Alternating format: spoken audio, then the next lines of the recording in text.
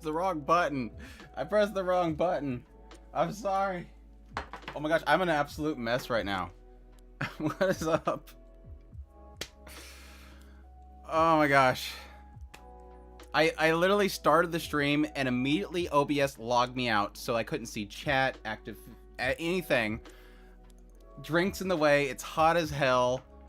But I skipped last week, so I don't want to skip another week. Everything is a mess. So, hopefully you guys can hear me. Can you hear me? Type a 1 if yes, 2 if no, but if you press 2, then I'm going to know you're lying because you knew to press 2. Unless you're reading my lips. Yeah, no more skipping weeks. 1. Okay, 1. No, press 1. Do you have a WON number? Philip, you're lying. 47. That's a weird one. I don't remember mentioning 47.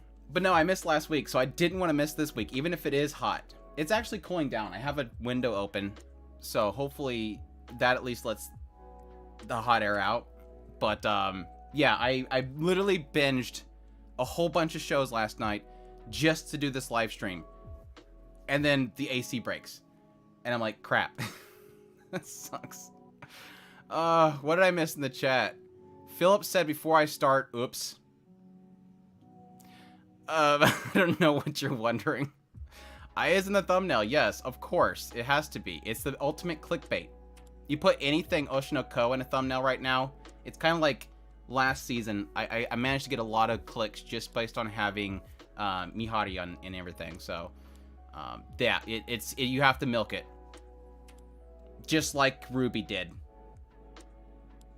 Anyways, I'm glad that YouTube cannot decipher that. Because I said to hit 1 or 2, depending on if they could hear me.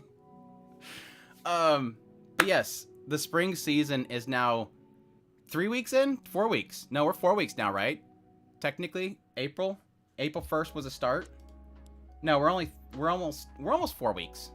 So we have like almost we have 3 to 4 episodes. No, 2 to 4 episodes each. Enough time for me to give an idea of what is working and what isn't. So I am going to do a tier list for the best of the spring 2023 anime season so far. And of course, the dude's got to have his ATV out today. Just because I have a window open. Probably can't even hear it. Condenser mics are good and bad at the same time. Sometimes they can be really good, but sometimes they're bad. But yeah, I'm going to give my thoughts on all these shows, and hopefully I can see it because I have the screen like super dim. But yeah, crazy day today, but hopefully we can get through this and I don't burn up. There isn't many shows this season. I only have like maybe 3 shows that I didn't put in the list. Which I think they were like the ones that were way down at the bottom. Like, oh, I didn't do the run for winning or whatever. Pokemon, I didn't put in the list. Opus, I didn't put in the list. This one, and this one. I didn't put these in the list. But yeah, the rest of them are in there. I mean, that's technically a lot. That's 4 times what? 11? 1, 2, 3, 4, 5, 6, 7, 8, 9, 10. Oh, because that's 40, 44. That's still a lot of shows. There isn't many good shows. YP, you're going to be super surprised by my tier list then. Because I'm actually enjoying a lot of stuff. Gotta say that Roxy thumbnail for Mystical Mondays was a godsend. It's always a good pick. I'm kind of sad that I can't put her a little bit more off the screen, but YouTube. I got away with the thumbnail. I'm not gonna get away with it on a live stream. So let's start. Yeah, I would agree, Daisy. This season, there's only like, I think I listed 5 to somebody earlier today that are like oofs, but we'll get into them. Let's kick things off with Kuma Bear. I'm gonna drink a lot. I'll try not to drink into the microphone. I hate that. Nothing I hate more than live streamers, and you can hear their throat manipulating when they drink. It's like, ugh. It's as bad as watching people eat on stream. You will never see me eat on stream. Unless it's like a promotion for like a, I don't know, Japanese snack or something like that. But no, Kuma Bear. Kuma Bear is like one of those dumb, just cute shows that actually works for me. And I think it's mainly because I like the main character. Like, unlike I maxed out my defense, it's just not that one that's not good. But Kuma Bear I like. But it's not amazing. So we have a middle ground right now. We have nailed yeah, ASMR. No. I've done that before. Toko Mew Mew new just makes me happy, no shame. Yeah, that's nostalgia. Tiago, I'm watching, enjoying 13 shows this season, only dropped one. The hero is dead one. You dropped the thighs? You dropped the thighs? It's like the best show of the season just for thigh appreciation. You can't drop that show. Kaguya-sama movie turned to be 4 episodes, counting as kind of...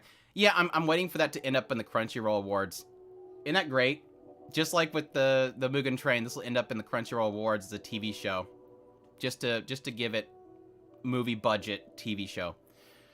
Anyways, I did not get a chance to watch this one. I think it just started today, unfortunately. So what's it called? Sacrificial Princess. Yeah, Sacrificial Princess. I've not. It aired today, and I didn't get a chance to watch it. Another good furry show this season. It kind of reminded me of the Wisteria one last season. So we'll see. Tell Outcast. Hell's Paradise. All right, let me start angering some folks. I have something to say about Hell's Paradise, and I almost want to make a whole video on this. Hell's Paradise visually is good. I think it's visually a good show. The premise, story-wise, very shonen fare. So it's not grabbing me. The island itself is interesting, and I'm curious to see where that goes. But there's one thing that is ruining the show for me, and I cannot stand it. And it's in the manga too, so I know it's not MAPPA doing it. They cut the fighting scenes. They keep cutting every damn fighting scene, and it's getting infuriating. It's getting infuriating. We never see how any fight ends. It just ends. They're fighting, cut, it's over. And that's kind of ruining for me. It's still fun. Do I think the characters are well written? They're fine. The problem with the character writing is it's good. It's a good driving force. But you can sum it up in, like... That's a crazy take. You can sum it up in 2 sentences. The girl wants to cut clean because she's afraid of causing pain. And the guy got betrayed by his chief because he wanted a normal life, and the chief got him. So... It's well portrayed, though. It is well portrayed, but it's not... Nothing's changing. Besides him in the first episode. The island is really the thing. Yeah, the island interests me the most, for sure, for sure. I'm very curious about the island. The infection that makes you look like... turns things into weird flower people.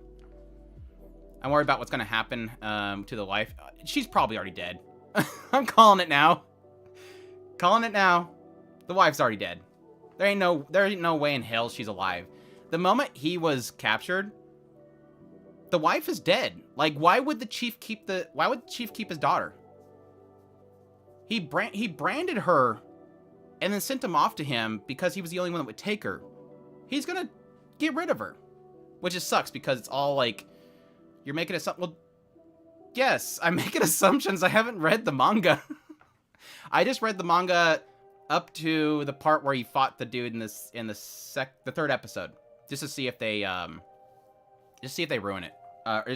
Sorry, just to see if MAPPA was ruining the fight scenes. So it's fine though. I enjoy it. It's fun shonen fare. It's better than most shonens. Don't get me wrong. I'm not saying it's like all shonens. Love your takes on things. Thanks, Sloth. Do you disagree with me, Sloth? You just like the takes because it's different? Which I appreciate that a lot. Like, Uchina, I hope Uchina doesn't unsub because I think differently to them. I love my chat. They're all good peeps. Semper, what's going on?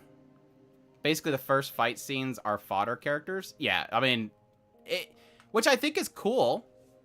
I think that's cool in the idea that it kind of sets up as if, here's the characters. These are all the characters you're going to see the entire show. And then literally it's like, no. But I still feel like there's going to be this aspect that anybody that's died so far, is probably going to come back.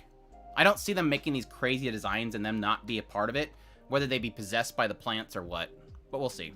It is paradise, so they're probably not 100% dead. Their souls are probably dead, but their bodies probably aren't. Alright, Dr. Stone. I love Dr. Stone. I don't know why. I never figured it out. It's just fun. It's infectious. I hate a lot of the characters. A lot of the characters are super loud, and I hate loud comedy. But they're infectious. Like, the goal in mind is infectious. It takes a lot of suspension of disbelief, especially the cell phone part. That part got me bad. And the fact that he can't bake.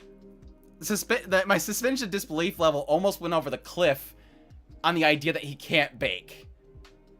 But I held on to the cliff. It's fun. It's a very fun show. I'm surprised they haven't really progressed as far as I thought they would go with this season, but that's me assuming I knew where they were going with this season, so it's kind of chilling right now. Like I said, you're making assumptions, right? Had Detective already dead? Hero's already dead? Gonna have wives already dead too? Is that an anime? There was an announcement for the, yeah, that was getting an anime adaptation with the one with the wife dies and she's reborn into the body of a child and then she grows up to be like a middle schooler and then confronts him. There you go. That's pretty much wife is already dead. Can you guys hear that? I don't think you can. If it's too loud, let me know. I'll close the window and suffer. But yeah, anyways, Dr. Stone. I would put Dr. Stone A. I don't think it's S tier, but it's good. Yeah, I think the music's kind of like the same beat at it, so it kind of helps. Just barely can hear it. Should I bump up the music? Why is the music so low, though? I turned it up before I start. It must be in like a low beat. Let's go to another section. There, now it's too loud. No, I think that's good for the music. Let me know if the music's too loud. Now the OST is going to cover it more. I didn't think you guys could hear the OST. Magical Destroyers. Yeah, let me be cooked. I cook enough in Mashoko Mondays. Magical Destroyers. I was so happy. For those that did not see it. Yesterday, the creator of Magical Destroyers tweeted my YouTube video for my first impressions for the show and said it was the best review that he's seen. Senpai noticed me. Senpai noticed me. I'm so happy. I had this big old grin. And then he proceeded to say that he made it like when he was like 19, and so he's changed a lot. And I'm like, well, I was just giving him props for being awesome, and now he's like, no, it's not really me no more. But that was super cool. I forget who the other one was. The Muv-Love creator commented on one of my videos for the Muv-Love Alternative series, and that was super cool. I've had one other one contact me. I think it was somebody related to Tokyo Mew Mew. But that one was really cool because not only was he acknowledging that he's seen my video, which is super cool, but he was literally linking it out, like sharing it, which I think is absolutely cool. I've been contacted by Faraway Paladin guy too. He even followed me, so he's super cool too. But yeah, those two, him and Faraway Paladin creator are like super engaging with their community, which I think is awesome. It's a mix of Madoka and Kill la Kill. It's pretty much, yeah, it's a very much so. Obviously, because I'm the only one that likes it. BS. Shut up. Or are you talking about the Muv-Love one? I mean, either way, I love it, and if they acknowledge it, that's cool. Shima can edit and Kill la Kill. That's pretty apt too. But no, I just love it. I think okay, so my spot for Magical Destroyers. I think I'm not convinced yet that it's going to have a great story. It does two things really good. It celebrates otaku culture, it goes crazy with it, and doesn't hold anything back. It's super vulgar. The animation's just over the top and super trippy. Like, especially the whole going into Pink's mind was super trippy. But I can't really say yet that the overall story is gonna go anywhere. That's my biggest problem. Hero's glasses are so annoying. The circle one. I hate him. I absolutely hate those kind of glasses too.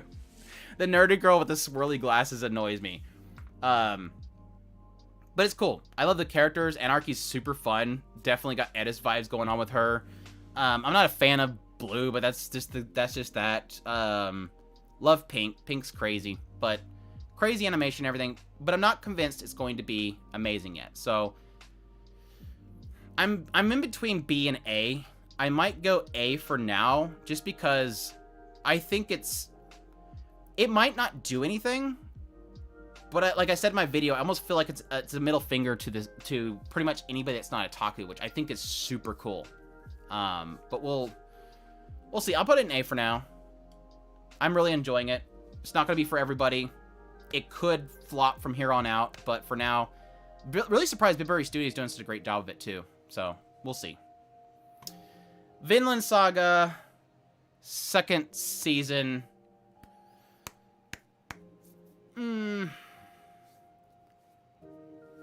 Right now, I feel like Vinland Saga is, like, perfection in portrayal. But I'm not sure if I'm vibing with the story itself. So, do you perm stream on YouTube now? Yes. I do Twitch whenever I do my preview streams, because YouTube doesn't like me watching clips of anime.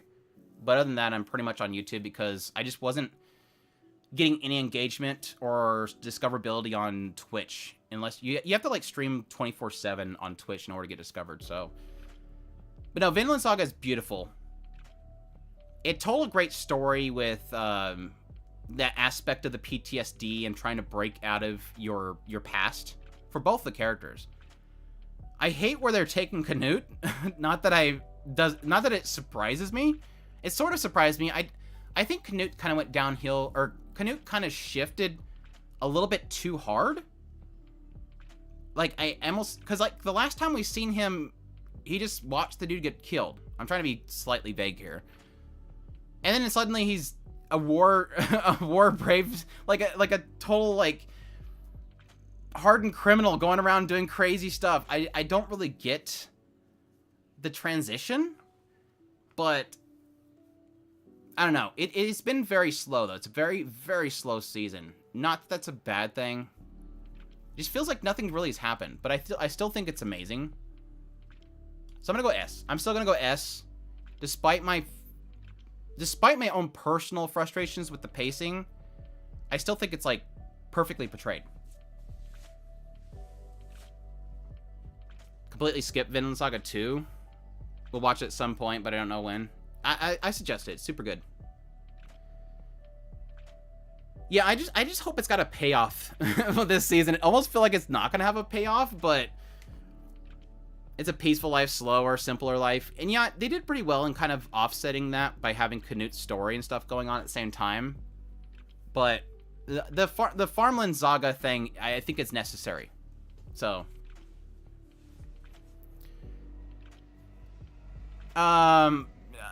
Isekai to another world for a second time or something like that. I got transported to another world for a second time. I'm still debating how I want to actually talk about this show when I do my first impressions. It feels like you're dropping into a second season, and that's not a good thing. Like, it is super jarring. I don't think it's necessary. It hasn't done anything so far that has impressed me.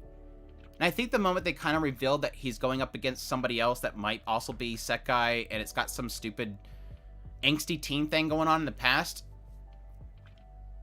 I don't know. I'm not really feeling it so far. It feels very disjointed. It's sort of funny, especially like certain introductions, like when he smacks her butt and then sits down on her. It's got some fun things in there, but at the same time, and it's technically doing something slightly different with the whole double Isekai. But I really just feel like it's going to turn into waifu collecting and then fight angsty teen friend that was from the last Isekai, and then it's going to be a shrug ending. So it's not bad, but it's not great either. Feels like a payoff's coming here soon. You mean Vinland Saga? Yeah, super. I don't know if there's going to be a payoff. It's probably going to be, like, super tragic, but... What's up, Orlantis? Welcome to the stream. Let me be right back.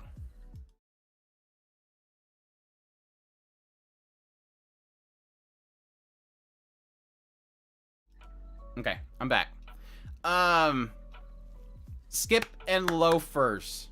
Skip and loafer. I absolutely love everything about Skip and Loafer. Skip and Loafer is just fantastic characters, fantastic writing, fantastic.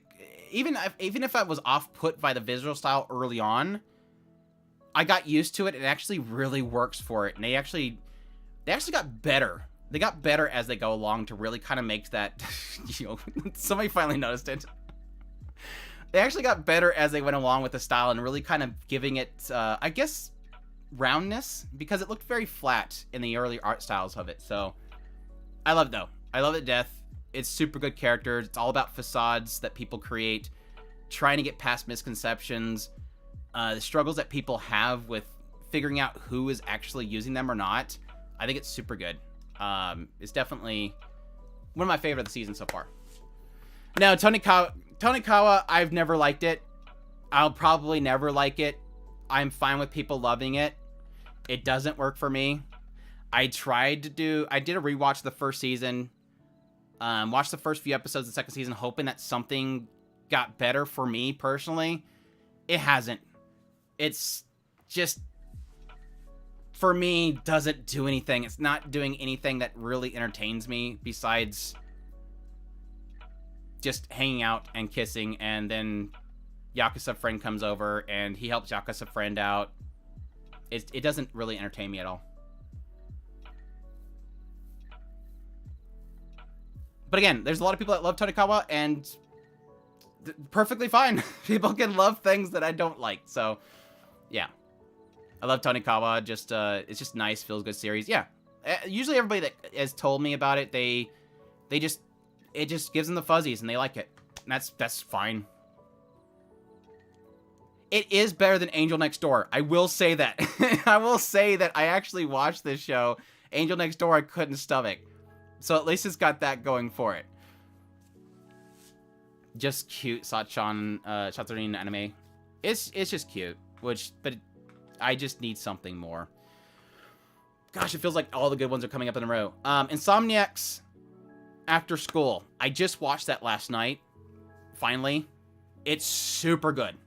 Super, super good. I'm loving it to death. Visually, it's fantastic. My gosh, the girl is super freaking cute. She's too freaking cute. It's just really good. It's hitting on the insomnia stuff. It's not sticking too much into it, but at least it kind of acknowledges it. What the problem with insomnia is, how it sort of it pretty much compounds on itself. It's with insomnia, as you get into it, it's just difficult to get out because it's compounding on itself. The fear of it causes you not to have sleep. Because you didn't have sleep, you have fears of it. Because you have fears of it, you can't sleep, and it keeps compounding on itself. And I love how they, again, hit it, didn't stick in it, and then kind of moved on. How they're kind of developing these two characters and their relationship together is super good. Everything about it, I'm loving. Visual, characters, the way they're laying it out, everything's super good. I'm happy that show turned out as good as it did, because I was kind of afraid that I was hyping myself up for it coming into the season.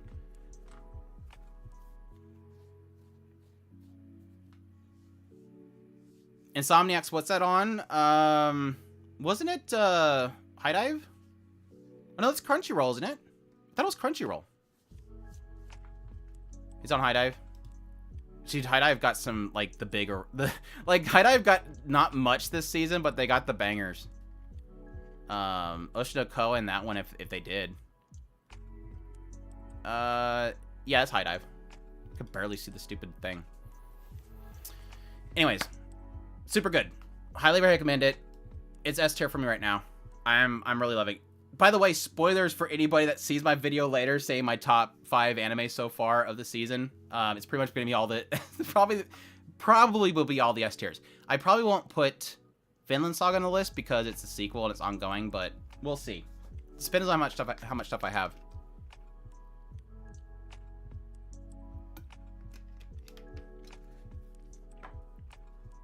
Yeah, it's on High Dive. just like Dead Mount Death Plays done by the Bakano writer. I just subbed for High Dive for the whole year, though I didn't watch much last season on there. Yeah, sadly, I almost feel like they're kind of dialing back a little bit, but it could also be that Crunchyroll is bidding them out. It's always that difficulty thing, so we do know that they're dropping stuff, their old catalog, which makes sense because if they're trying to cut some corners, they're not going to re-up their licenses just to keep old stuff on there, which sucks. But I almost feel like Crunchyroll might be outbidding them and trying to drown them out. Just gonna ignore that one show and D there. How dare you? What is up, Nerthly? I'm sorry, Neo. What's up, Neo? I'm gonna start calling you that. It's gonna probably really tick you off. I'm joking. I won't say it anymore. It's the Sony way, Sai. Yeah, unfortunately, or the Disney way if they keep pushing. They could be trying to get bigger shows instead of more of the lesser shows. No, because unfortunately, in this industry, the big shows is the shonens. Did High Dive get any shonens? No. The shonens get you the subs, and they're not getting any shonens, unfortunately. But that's why I like High Dive. They get the weird stuff. The weird stuff that's more artsy and interesting. Like Call of the Night last year. I mean, they had the biggest show this season, right? Hoshi no Ko alone was a big steal for them. And I wonder if Crunchyroll slept on that. Either Crunchyroll slept on it or High Dive pushed for it. Yeah, High Dive had, like, all of my favorite shows last year was on High Dive. Like, Made in Abyss and all that kind of stuff. It was super good. With how many properties are available, outbidding can be really expensive. High Dive consistently goes after more mature adult content, right? But that's my big concern. That's the concern for the industry itself. If Crunchyroll does get everything and High Dive falls or whatever, they're not going to make as much money. Like, Crunchyroll's suddenly not going to pay as much for anything. I do still want more Call of Night. Yes. Alice, it's not good. I only watched one episode of it, but I did not enjoy it. It's super thirsty Yuri if you like thirsty Yuri. Well, like, girl, like, nosebleeds every 2 seconds because she's around somebody. No, I did not expect it to be good. That's why I'm not being angry right now. I'm just saying it's not good. I don't even know what the hell I was watching, honestly. It looked like it was going for an idol show, but it's like the whole aspect of, like, people going out with exo armor things and saving the world. So I'm guessing it's a combination of the two. What show is that? I hear Yuri, Alice, Gear, Super Exxon Mobil, something. I don't remember exactly the full title.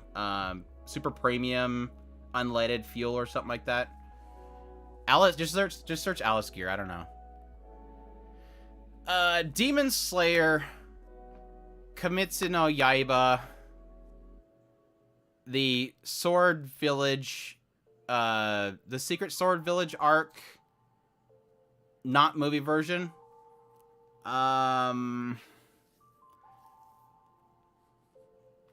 Episode 1 did good. I did enjoy episode 1. It renewed my hope for the series because, honestly, season 2 sucked. I didn't like it. I did not like season 2. Besides the animation, I did not like season 2. But yeah, that first episode actually re-engaged me to the series. Yes, you can say partly because of thighs, but it kind of frustrated me a little bit with the start of the second episode because they completely lied to me. So, do I watch all these shows? Yeah, that's technically what I do for a living. Hope you're doing well, Axel. Thanks. Welcome to the stream. The second episode kind of brought it back down for me, but that first episode really did hype me back up for the story, that it could possibly go some really good directions. So, good start for season.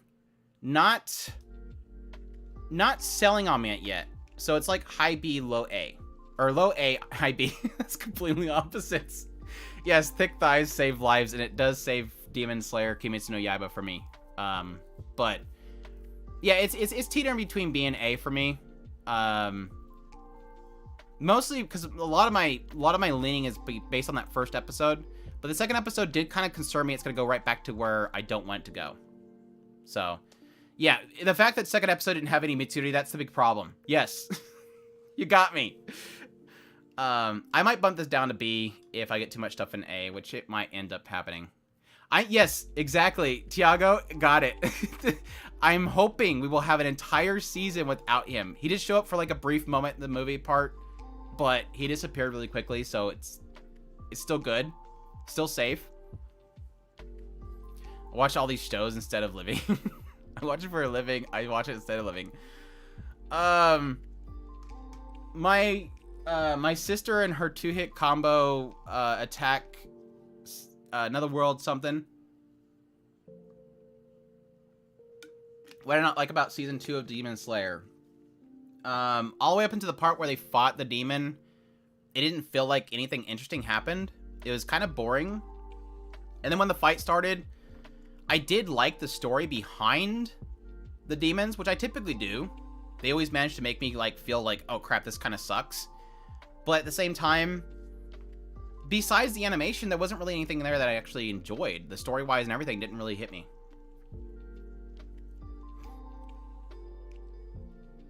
S tier. Adrian wants S tier. B for Brocon. No, in all seriousness, my sister in a one-hit kill. But no, I will say Demon Slayer Season 2 looked gorgeous. Freaking amazing animation. They'll always be amazing animation, except for CGI, whenever they do CGI skeletons and stuff. And trains. And blobs. I'm not going to overhype this one. I think it is low B for me, maybe high C. It's fun. Like, much more fun than I thought it would be. I think the second episode kind of gave me promise that it can keep that pretty decent type of isekai story kind of thing going on. But I am kind of wondering at this point after the second episode if it's going to get boring. Like, is this it? Yeah, the auto demon was great. But at the same time, I started noticing that I'm like, okay, so we just introduced another one, did the same joke, and then the episode ends. So I kind of seen a pattern creating with the second episode, and I'm kind of thinking it's not going to go much better than this point on. Yeah, I love her design. Super good. No, it's not the same creator as 2-hit multi-target attack. That mom was hot, but the story sucked.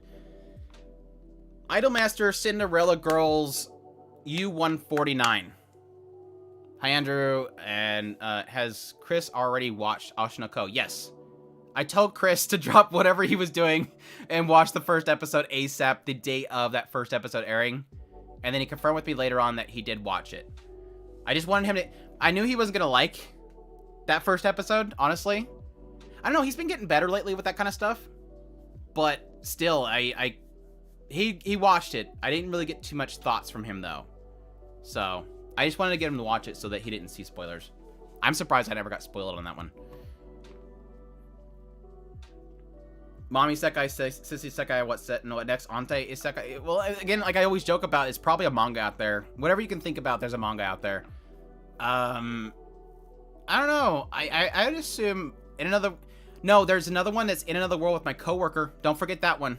Mommy Isekai, Sissy Isekai, Coworker Isekai.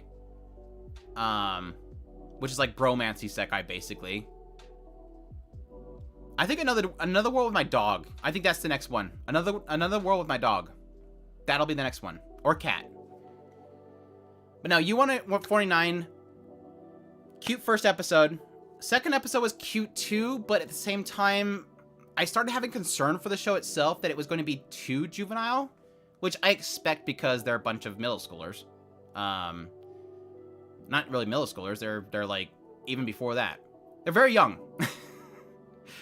The third episode really did show me promise because it kind of went that whole realm of like, this girl really shouldn't be here. I almost want to make a video talking about it with like a thumbnail saying, little girl experiences simp culture. Because this girl's like way too young to be on a live stream, and everybody's simping like crazy, sending super chats, and she's like, whoa, what the heck's going on? And literally the girl that's supposed to be on the stream's like, no, we're leaving her. This is good. This is good. We're getting some cash flow in, and literally the president's simping too. It was super good. I really did like live stream, the underage live stream segment. I entered chat. Welcome to Halt. Welcome to the stream. The Vending Machine one come out? No, it's not out yet. I think it's like fall, I think. So do I need to rewatch Cinderella Girls? No. It's a different cast. They kind of mention a little bit, but they're not the same cast at all. What's up, Logie? Straightforward and naive idol show never appealed to me. Gimme Perfect Blue, White Album. Yeah, but those aren't really idol shows. They're just more about internal struggles, psychological issues, and all painted with that as a backdrop. Like, even Perfect Blue was like X-Idol. That's it. It opens up with X-Idol. It's not even an idol show. It does technically draw in, I guess, the after effects of her being an idol, but it's not necessarily an idol show. But no, there's a lot of really fun shows that kind of backdrop idols, but it's not necessarily about idols. Like, if my favorite idol went to Budokan, I would die or whatever. It's super good. Zombieland Saga is basically making fun of idols. So, with that said, I think it's super cute, but at the same time, I'm not sure if it's going to be... I don't think it's going to chew into anything really great. And again, that's partly... In the first episode, they sort of imply this idea of children who want to be taken seriously, but are not taken seriously. But I think that's just one character. I think well, I would say 2 characters. 2.5 characters of that group are, I want to be taken seriously, nobody takes me seriously. The rest of them seem just like they're too juvenile. Excuse me. The rest of them seem like they're too juvenile to really, like, do anything like that. So I don't know that's going to do anything crazy. It's still super cute. So I'm gonna put it, we'll go high B for now. I might bump it up, but we'll go high B for now. Perfect Blue. Did I say something else? I thought I said Perfect Blue. But yeah, it's not idols. I feel like the only one, I'm the only one that's seen Selection Project and 22/7. Yeah, 22/7's amazing. 22/7 is like my 3rd, maybe 4th favorite idol show. It's super good. Selection Project it could have been better, but I did like it. I liked where it went in the end. I think it was very surprising where it went in the end.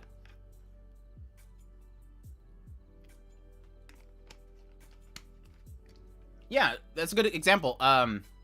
Perfect Blue is kind of similar to Oshi in that it's more about the industry.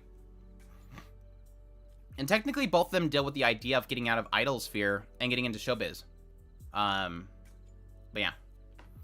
But technically, Oshi is getting back into the idol stuff, so it's going away from it and going back into it. Girlish Number was good. It was okay for me. Yeah, I recommend 22/7. It's super good. And it has a talking wall, which is great. Blue Orchestra, I unfortunately did not get... I literally, like, I binged a whole bunch of shows and stayed up way late last night trying to get everything watched.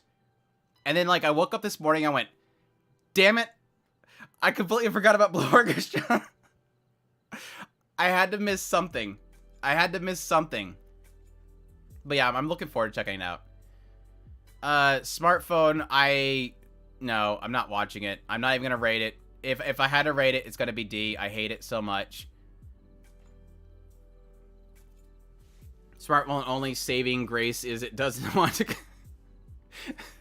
That's a good way to start it. Saving grace is that it doesn't want to consummate a relationship until he gets 18. However, I do like God allowing a harem, even if the people around him do. Yeah. Yeah, the fact that Smartphone got a 2nd season just absolutely irritates the hell out of me. Where can you watch Blue Orchestra? I haven't even looked into seeing where it was at. I think it's probably Crunchy. I'm gonna guess Crunchy. Blue Orchestra. Is it even anywhere? I can't see the link. Dag blast it. It's not licensed? Blue Orchestra wasn't licensed? Really?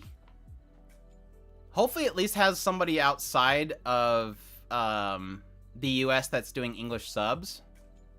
Or are we having to wait for subs on that one? Anybody going yo ho ho? Is it getting out like the same day? If there is, okay, so it is probably available same day. No, we're waiting? No. No. Summertime Render reminded me of how terrible it is to wait for somebody that actually wants to subtitle things. Because you can't complain. We need to improve our AI translations. This is where it's necessary. Who's on the production committee for that would not be licensed unless they were asking too much for it.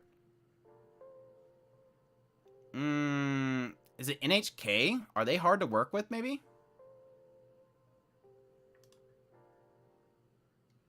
What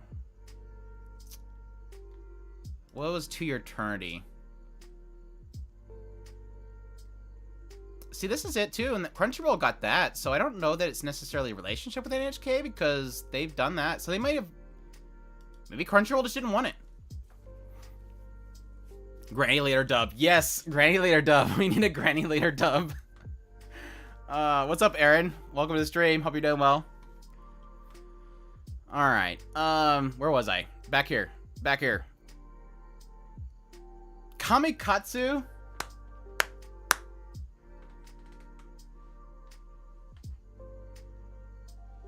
I can't wait to talk about this show.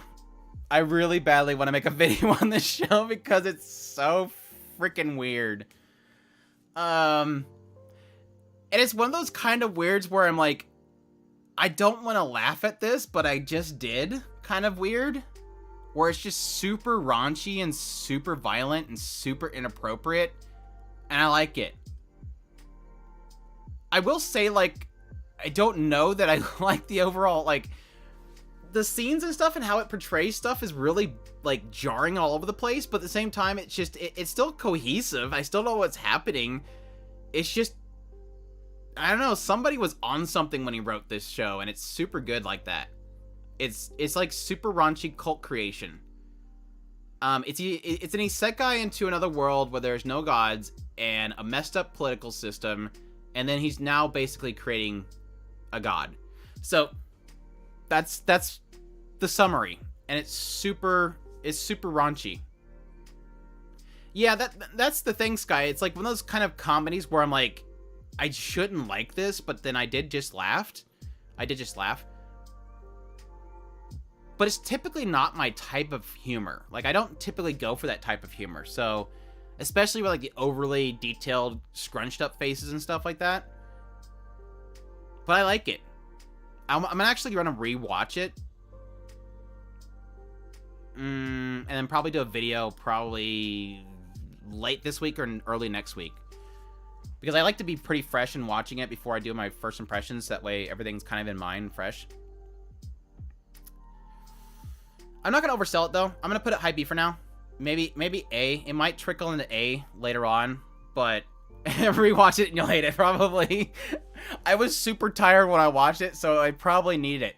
And to be fair, I just came off of watching things like Alice Gear, ExxonMobil, Super Unleaded, Price Discounted, and something else that I didn't like. Oh, no, it wasn't that one.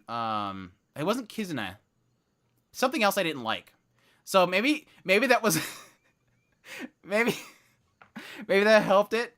Always plastic is safe but touching. I like the way to revive a man. Oh, it's super raunchy. It is super raunchy. I'm not enjoying that one too much, but I also don't want to drop it because the story is interesting. It is a very interesting story layout too. Like I said, the story's not laying out very clean, but it is cohesive. So, and I don't even know if that's supposed to be the point as the story. It's super wonky and all over the place. Angel Next Door spoils me rotten from overseas galaxy. I haven't seen the night yet. I haven't watched today's episode.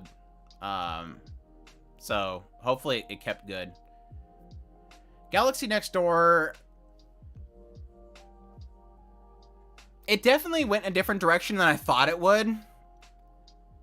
But,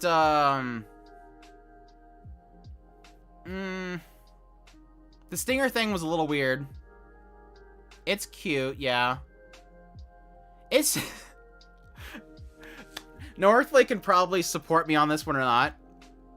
It's got more similarities to Angel Next Door than I thought it would have. Some of the dialogue exchanges are really weird. Like, some of the dialogue exchanges are super weird. It's not as bad as Angel Next Door, don't get me wrong, but it's got some weird dialogue just like Angel Next Door. Like, you touched my stinger, so we have to get married. Oh, what are you talking about? What? Oh, well, if you didn't mind it, then sure. That whole conversation after he touched the stinger made no sense. And he was a little bit too quickly to accept it. Unless that's a normality in this world. The stinger scene was weird. And then later on he goes to help her and starts gushing blood out of his nose because, I don't know, I'm guessing if they are in conflict, it kills him. I don't know. It's a lot weirder than I thought it would be. I just figured it would be girl drops down from a spaceship, helps him do his manga, falls in love with him, and then Doki Dokis. The stinger stuff and the curse and all that kind of stuff and how she's like disconnecting from her people, which is probably killing them, is super weird. But it's okay. Like, it's not offending me. It's just, it had one section where it sounded weird. There was so many choices, Bane. Sounds like a Netflix rom-com movie. She is sort of like a queen bee, yes. Technically. She is technically kind of she is a princess. And the next in line or something, but it's weird. It's complicated. It's not bad, though. I'm gonna put it in B for now. There's gonna be a lot of B shows. All the plot points are making me want to watch To Love Ru.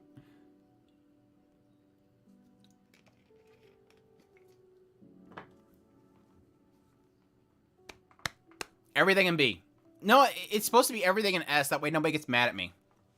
The only people that get mad at me are the ones that think things are overrated. The hero's already dead.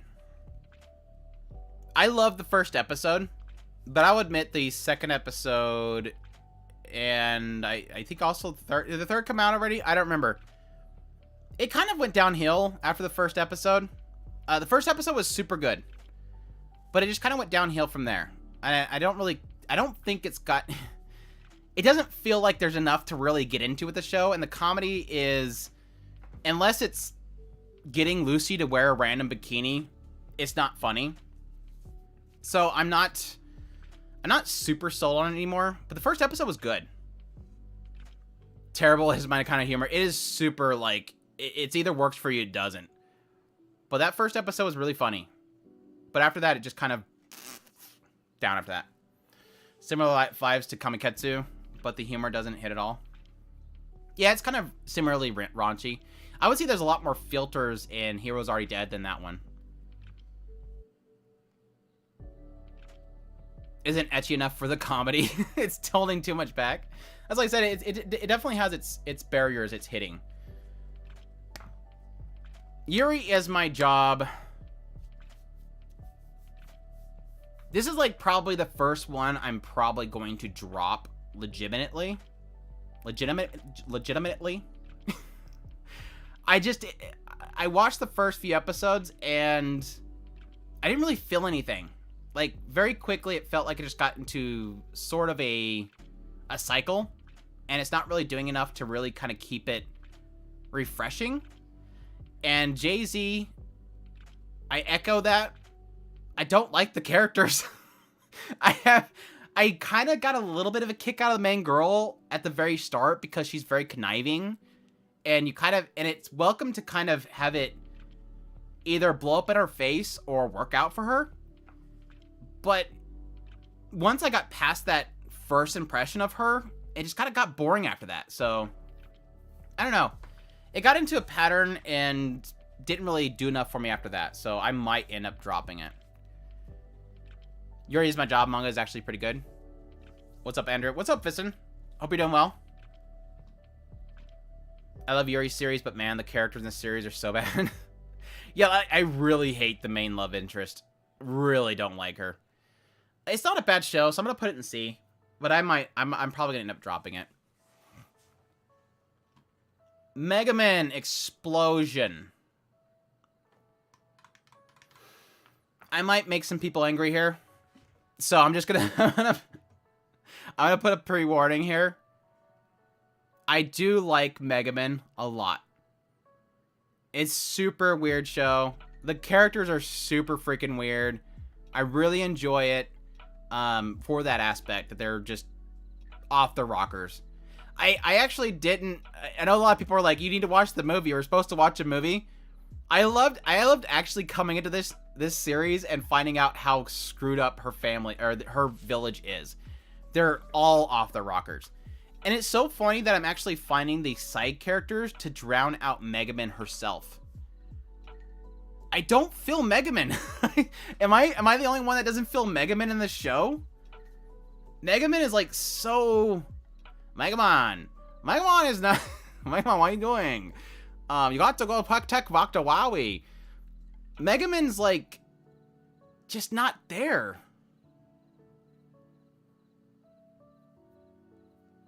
Is it actually your least favorite of the main characters? Oof. Tiago's got a hot take. It's rare to find anybody that finds her the least.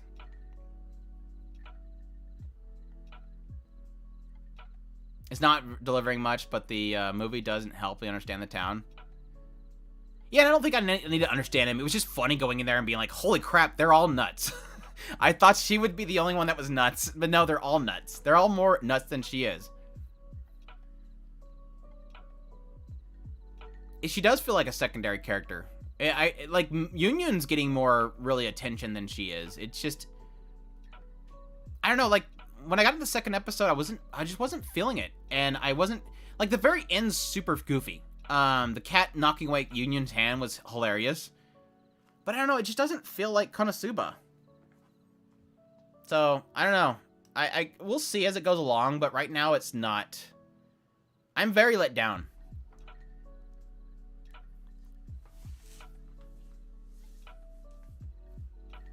Yeah, the original Konosuba had like the perfect chemistry. They had a perfect chemistry setup.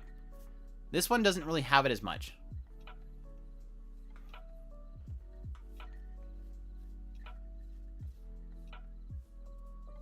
Yeah, the village going nuts and blowing up their village was kind of funny, though, yeah. I'm not mad, I'm just disappointed. Konosuba's like, you're not my dad. Yeah, we'll throw that in the D. It wasn't... After the first episode, it fell apart. We all know it. It was... The first episode was the good part. The rest of it's just garbage. It does lack a straight man character, technically. And it's almost trying to play Mega Man as the straight character, which is weird.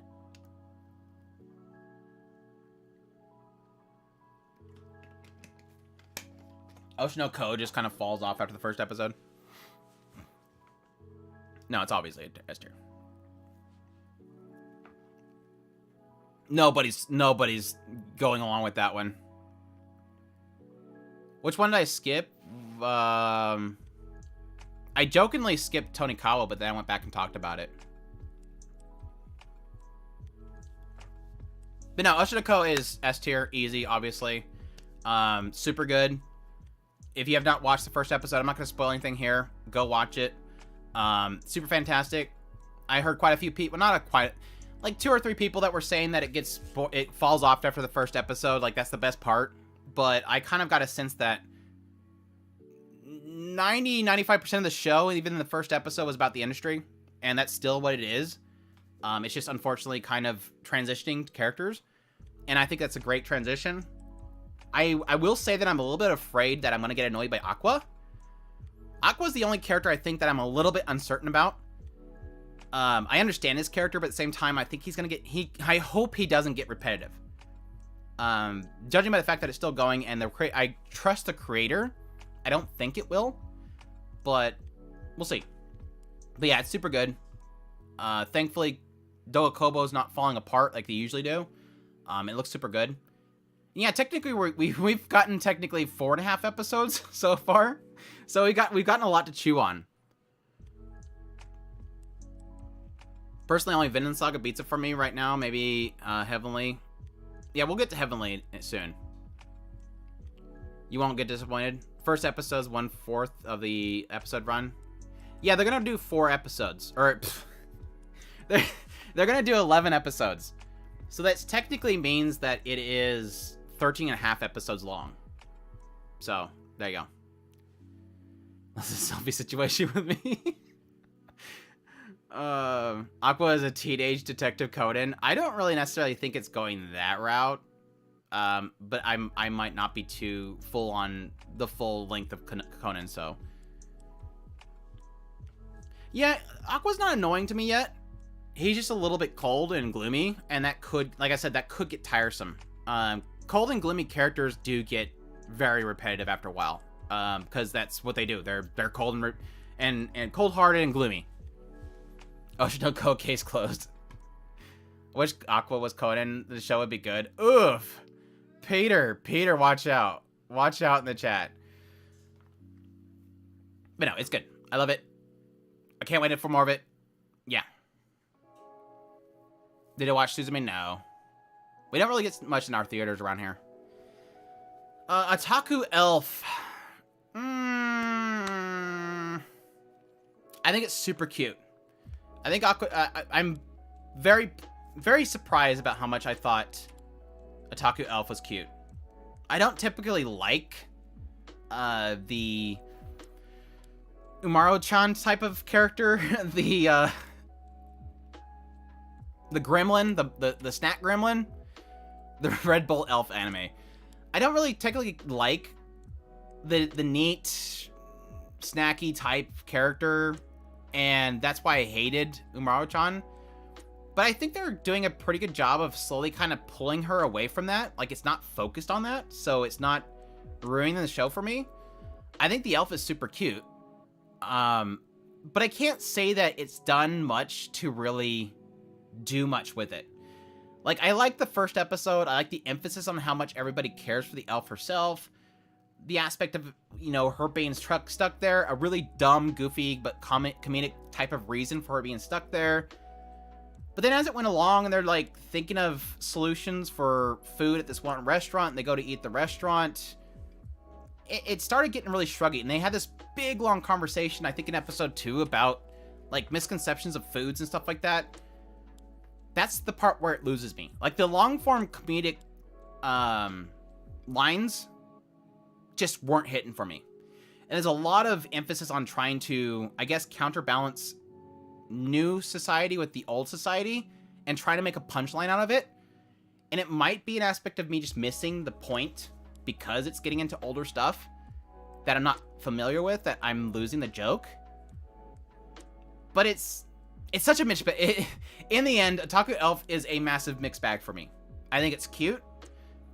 I think it's got some good stuff in there if you want to dig into it, or if you already know it. But it's also, a lot of it's missing me. And that's my fault. The fact that Elda was Yasu's Tokugawa longtime friend is hilarious. Yeah, see when I seen that, I was like, that's probably somebody I should know. And so I went like, whoosh. I seen it. Like, I seen the whoosh. I'm like, yeah, there it goes. It's coming. There it goes. Like, I didn't miss the joke. It just kind of went over me because I knew I missed it. But it's cute. But at the same time, it's not really working for me. And I think that's because I'm missing a lot of it. So, Yeah, it throws some random facts at you. It makes you feel stupid. Like you ain't a real otaku. So, home hero. I am extremely extremely disappointed in my home hero. Not that I was expecting it to work, but at the same time, it could work. Like, this is one of those cases where you have what seems like a really good story here, but somebody dropped the ball on pacing and layout and probably episode count. Because, damn if we're not really getting into any really heavy subjects they're technically dealing with. And the impact of what's happening is not really sitting in. Like, dude straight takes somebody out and doesn't even talk about it. It's just kind of, all right, let's fix this up. Hey, what's up, honey? Come on in here. Yeah, it happened. Yakuza's probably gonna kill us. All right, I'm gonna go boil it. Like, it doesn't even sit in anything. It's got a cool story. Like, it's, you know, I had no choice. Take out guy. Now I have to hide it. And then now I have to hide that I hide it. But the problem is that there's no emotion anywhere in there that should be in there. And we're technically dealing with some really dramatic stuff here. Like, they pulled off the part where he got, where they captured him and started interrogating him. There I felt his character. Like, that was what I was looking for from the beginning. When he's sitting there, like, dreading the fact that they're going to die, and they're telling me to tell them what happened, even though they literally just told me they're going to kill me. So no matter what I say, I'm dead. What's the point in even speaking up? There's where I'm like, okay, the writer probably did a good job here. It's just the studio's not. Whoever's directing's not. Or whatever episode count they assigned it did not. So it's kind of one of those ones where I almost want to just stop watching it now and then put it on the plan to read. I think that's my ultimate conclusion. This is a put to plan to read. Don't watch it. You're going to ruin what I think is probably a good story. Now, I haven't seen anybody that actually knows the source material. I have seen people say they knocked out like a whole volume in 2 episodes, which is not good. But I think it's just a bad adaptation. Chop it up as bad adaptation. Hey, Sony, what's going on? Hope you're doing well. Yeah, it's kind of like Spider So What. Read it. Don't watch it. And I don't typically do that. I typically say that both works, but that's when I say no. Anyways, I have not watched the movie yet. It's technically a movie. Mashle.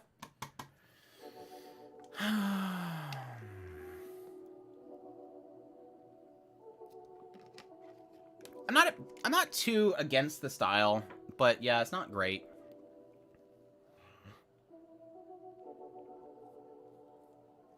I came into this expecting that Mashle wasn't going to work for me.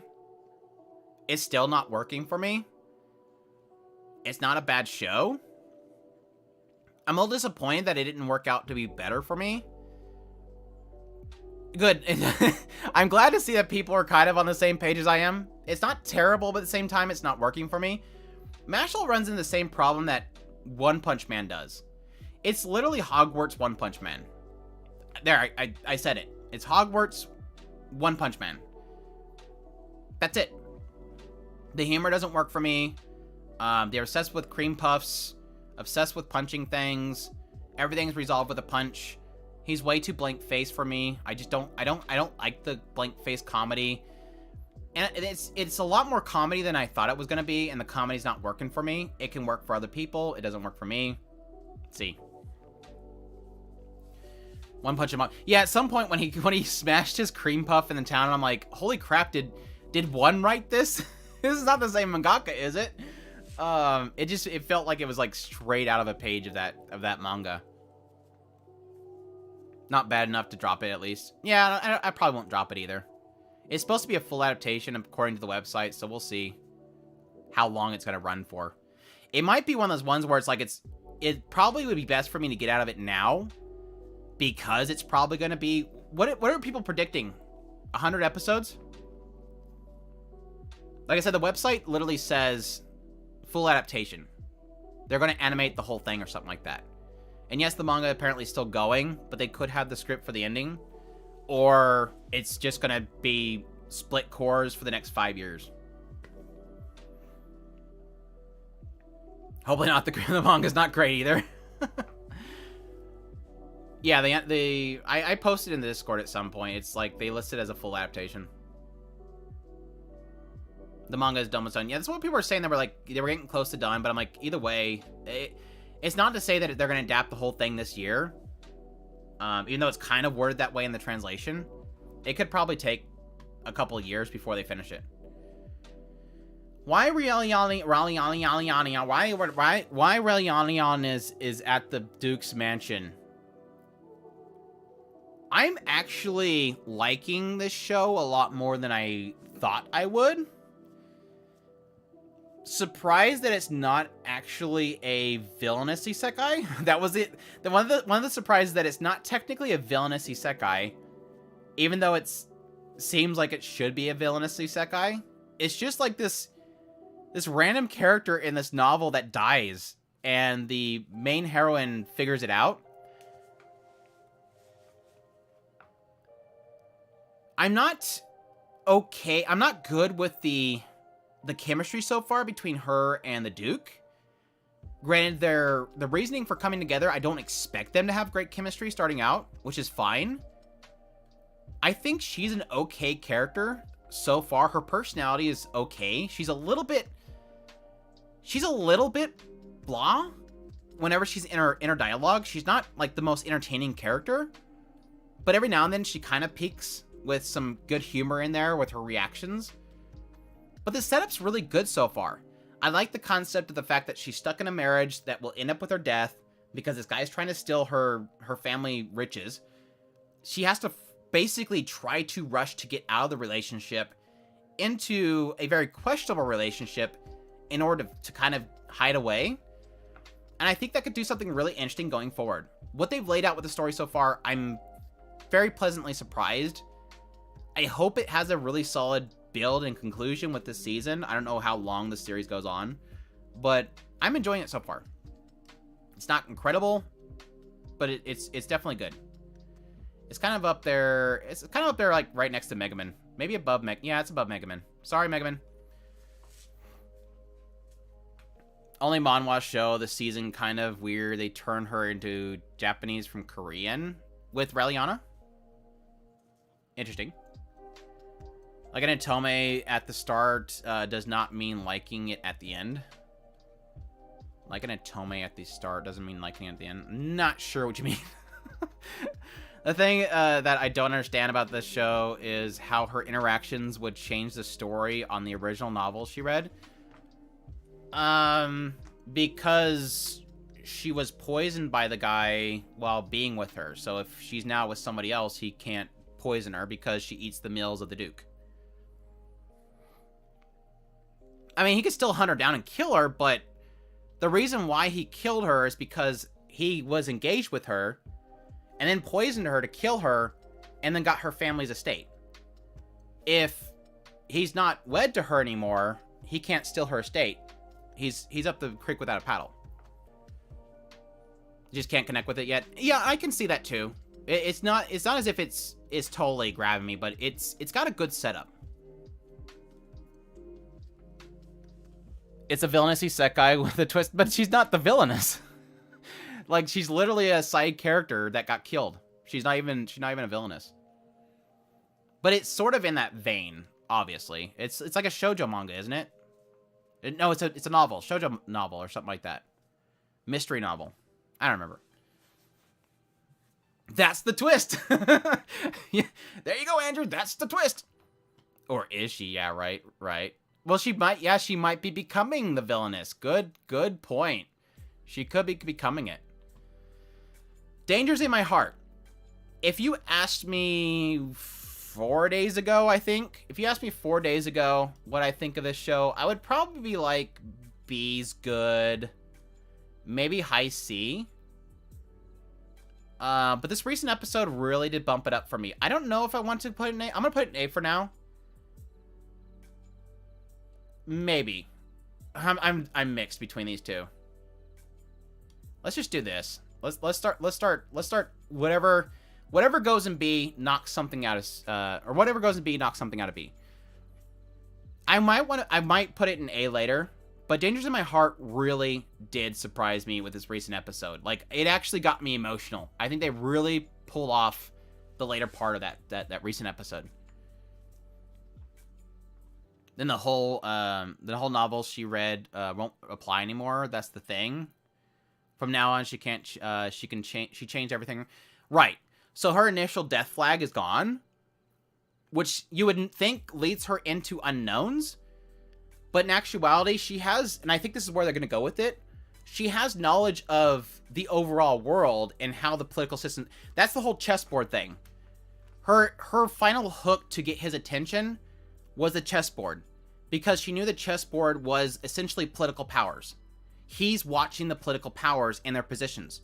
That's why she said, you need to move that piece over there because this guy's about to do this. And I think that's going to be her thing going forward, is she has knowledge about what's to come. And how much she can change, that's the big question mark. Just saw that I surpassed 10,000 subs. Thank you, Jay-Z. Yeah, that happened after my pre-con video went viral. Was pretty huge. The room tour is to come. I want to say probably the next 3 weeks. Because I'm just finishing up First Impressions. Then I have to get caught up on Mashuko Mondays again. And I'll probably go do that. Because things are finally, room-wise, getting settled down, which is great. Danger's the reason why I do the 3-episode rule, because the episode has gotten better for me. Exactly. The 3rd episode was huge. Like, that whole scene of him in the infirmary was super good. I was super shocked by how that turned out. Oshinoko S tier as always, right? Right? Hope you're doing well, Hounds. And next, your favorite show. Lol, just kidding. Oh my gosh. No.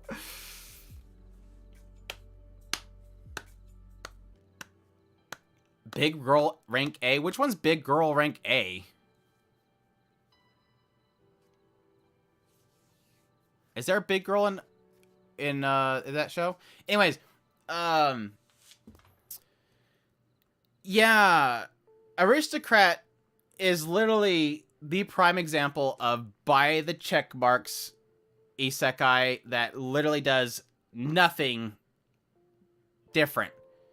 Except for the OP insinuates that he's going to be living his full life. I don't know if they even cover that in this show, but the only reason I did a video on this stupid show was because I wanted to make fun of it. And that was the only reason, that was the only way I was going to get through watching that show. So it makes me very happy that that video did well, despite the fact, behind the scenes stuff here, despite the fact that I literally forgot to, I don't know if I forgot or something glitched. I didn't monetize it. It did really well, and I literally didn't monetize most of what I got from it. So I'm like super bummed by that. But hey, it did well. Maybe because I did not, maybe because the fact that I didn't monetize it is the reason that it did well. I don't know. They don't usually bump up videos that, go figure, the one video that does well is like, and somewhat algorithmed is the one that's not monetized. It's garbage. It's plain garbage. This is why it's a checklist. It's not even wish fulfillment. I mean, it is kind of wish fulfillment in the idea of just fantasy, but it's super boring, super generic. Yeah. Anyways, Dead Horse. Ranking of Kings. I kind of want to watch the recent episode before I did this one, but I kind of have an idea what they're doing here, which is just short stories, which kind of sucks. They said a long time ago it was going to be original short stories. I shouldn't expect like actual Ranking of Kings. It's just, here's Boji and he's going to help this little girl out. It's fine. They're not originals? I thought they were just short stories on the side that they didn't do. It's like a... But I mean, is it a manga? Oh, so they're actually in the volumes. Okay, I didn't know that. But anyway, it's just not the main story stuff. It's fine. Yeah, it's not bad. I mean, I still love Boji. It's just not great. Like, I'll put Ranking of Kings in S, but yeah, anyways. Are any of them actually, like, story and development for the characters? That's what I'm really looking forward to. Like, if they can get some stuff with some of the other side characters, like the guards and stuff, I think they'd be really good. Like what happens in the front room with Saturn. Okay, yeah. That's the stuff that I'm hoping they'll have. Maybe stuff that didn't fit in the story. That'd be great. Wish I could say extra chapters. Yeah. Hopefully eventually. I hate this show. Cheat skill makes me OP in the real world too. I hate it.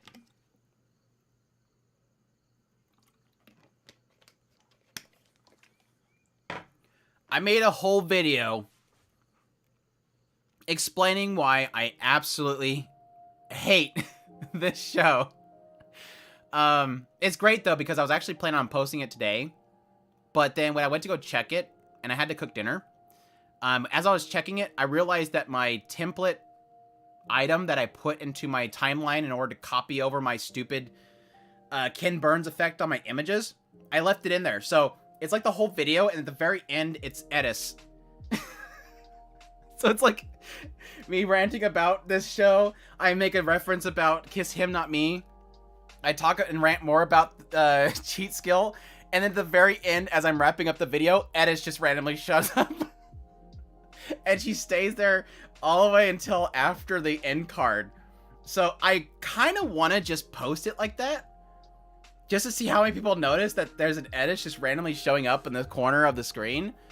But that's the layout I have. In order to get that Ken Burns effect, I had to make some crazy like template, and then I save that template to the power bin, and then I bring it into each video and I copy and paste it. And so there's a chance that every now and then Edis just randomly shows up. So yeah, it's funny. But no, to give people a summary, I have like I said, a 11-minute rant video I'll probably post tomorrow. I just hate the main character. I hate the princess. It's basically not really an isekai. It's more isekai turned me into a hot thin guy, and then everybody's nice to me now. Like the trigger point for me literally was watching the second episode where he goes to a new school and then says how great and nice this new school is, not acknowledging the fact that the only reason that everybody's nice to him in this new school is because he's hot now. He goes out into shopping and he gets picked up by some random photographer, and he thinks he's gonna get in trouble for beating up a hot guy, but he doesn't, because he's hot. And then it wraps up the third episode with the princess of this kingdom on the other side, after nearly dying, getting a whole bunch of her knights killed. She is saved by him, goes back to the castle, can't stop thinking about this hot guy that saved her, so she decides to go back out to the forest, knowing her guards will follow her to protect her, into death, to get all of her guards killed, because she likes the hot guy and wants to tell him that she wants to marry him. I hate everybody in that show. I hate everybody, except maybe the hot girl that was saved by him. I guess she's okay, but everybody just likes him because he's hot. I don't get what the point of the story is. It's dumb. It's super dumb. It's almost like Lukeism, but isekai. I haven't checked out Lukeism yet, but that sounds like it based on the PV I seen. Every time I type "do it," it always says for the Emperor's voice. Do it. Do it. This also really, yeah, they really like that trope because, yeah, Fruit of Evolution and this one are both the same. Isekai to the thin. I didn't even notice the model wasn't the main girl until the end. They look kind of similar, yes. This one has a little bit more fluff to their selves. She killed a bunch of guards to ask a guy to marry her. Exactly. Like, she's absolute trash. Absolute trash. And I'm still waiting to see what her brother and sister does to sabotage him. Because, you know, they're obsessed with trying to keep him down. So they'll probably end up at this new school trying to, I don't know, blackmail him or something into his ruined life. I don't know. Yeah, and the animation's going downhill real quick. The Guts Berserk, the new Berserk look is not going well with it. Fruit of Evolution got the better name. It's bad. It's super bad. I haven't got a chance to watch this because I apparently missed one of the OVAs. I hate this show so much. Cafe Terrace. I hate this one. These are the two shows that I can legitimately say that I just hate all the characters. The very end of the second or third episode with the Ponzu shot was kind of good, but that's it. I hate the characters. We are technically on a hate train right now because I think we went straight from Aristocrat to that one to that one. No, because we did Rankin of Kings. Cafe Terrace just, I don't know. I don't know who this show's for. I kind of assume I assumed from the very beginning I wasn't going to like this show because I don't like the writer. I didn't like Fuka. I didn't like Town Where You Live. Is it Town Where You Live or something like that? But no, the main character I don't like. He's kind of immature and an idiot, even though he's supposed to be like late university or mid university. And I don't like any of the girls. Like I don't like any of the girls. I kind of like the writer, or she's a musician. She's writing something. I think she's a guitarist and she's writing music, right? The one that made the coffee. She's kind of hot and she kind of has a good personality to her. But I, like usual, I hate the main redhead girl. Really don't like her. I don't like the fact that they tried to pretty much get one girl drunk. For those who didn't watch this, they got a girl drunk, specifically knowing that she will get promiscuous and go up there into his bed. They literally wanted to entrap him by forcing this other girl to go up there and sleep with them. It's just, these characters are so bad. Like, all of them are bad. The pigtail blonde girl was kind of cute at some point, but they're just all terrible. None of them are interesting. They're all terrible. I mean, they're clawing at a place to stay, obviously, but yeah, it would probably be best as a hentai. Just make it a hentai and be done with it. I hate him. I'm sick of talking about it.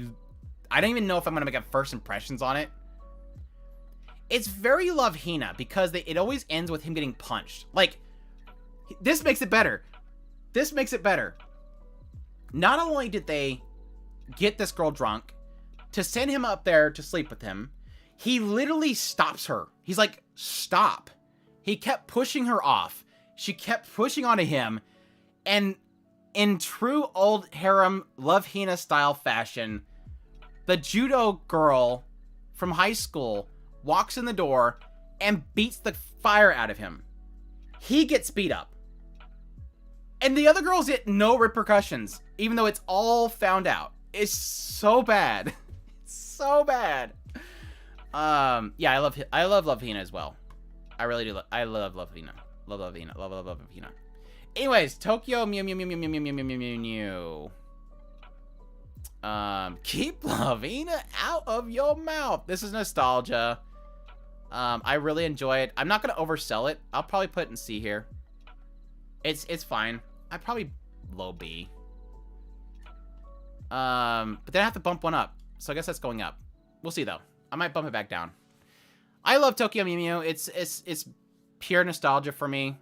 I loved it a long time ago when it first came out.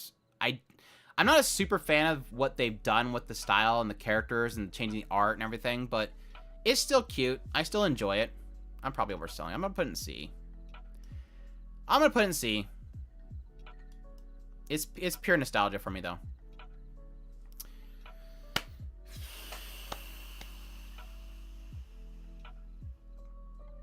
Loving Yamada at level 999.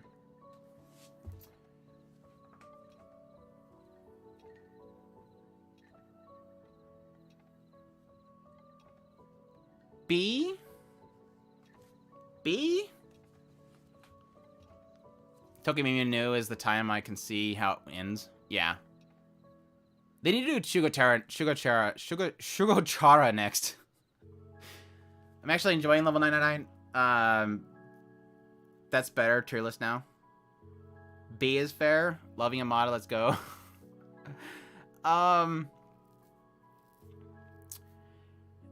I didn't like it at first because I did not like the main girl. She was a little too much for me early on. Did not like her personality. She's a little bit too vocal with her problems with other people and strangers. And she was definitely stuck in her loss of her relationship. And I understand that, but at the same time, I don't want to watch it.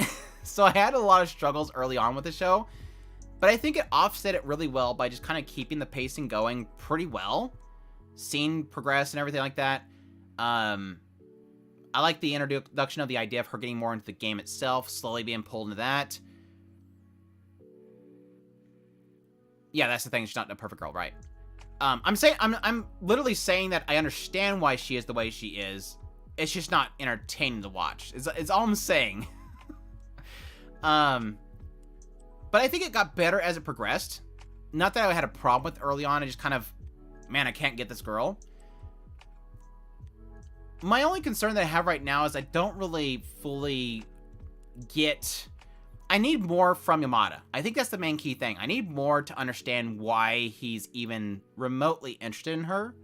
Other than the fact that I finally interact with a girl in my life and suddenly I realize she's kind of hot. I don't know. But I think overall I've been really enjoying it. I like that mix in with the MMO aspect itself. I loved Recovery MMO Junkie. Really fantastic show. And I'm getting a lot of similar vibes to that. I think I'm B. I think I'm gonna go B. So unfortunately, One Hit Sister gets bumped down. He's not romantically interested, right? But he is technically acknowledging her.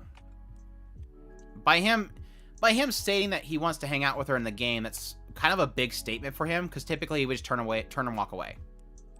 It's one of those aspects of accepting it, but at the same time acknowledging that it's not as big as you might think it is.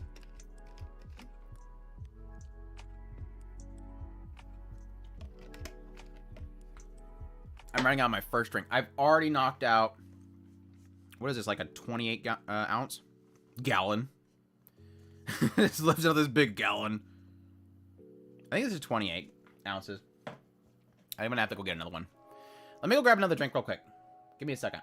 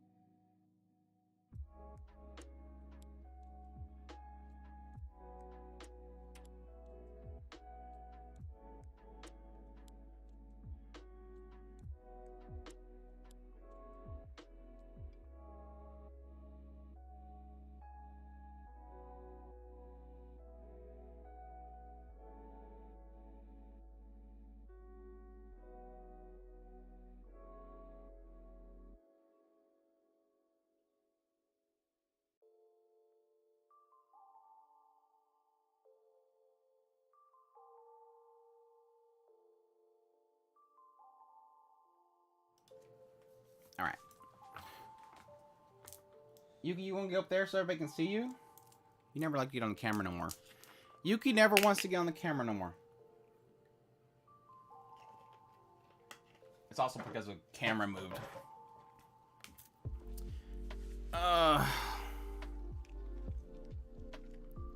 What'd I miss? Sergio, sorry. What's going on, man? Welcome to the stream. That's alright, you don't have to hang around. I don't want to keep you up, but glad you can make it. It just means that you like that other channel more than this one. Perfectly understandable. I'm not hurt by it.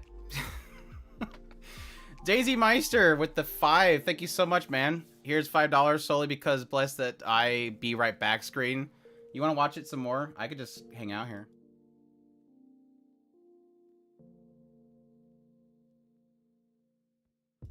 Anyways, thank you so much for the support, man. I appreciate it. Thank you so much. You're awesome, man.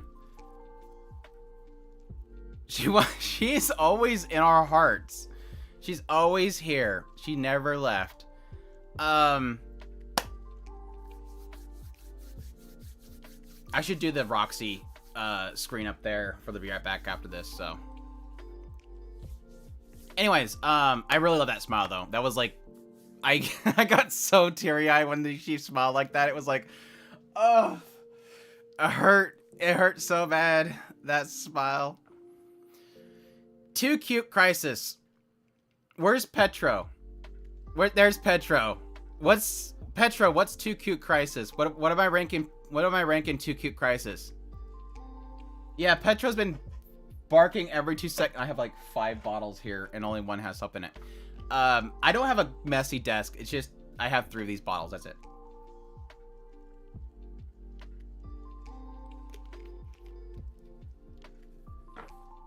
Petro is still thinking. What is it ranked, Petro? I'm waiting on Petro. It's S tier for pet owners. I have a dog. Not that I'm saying what I'm going to put it at. Solid B? Okay, now I don't feel bad.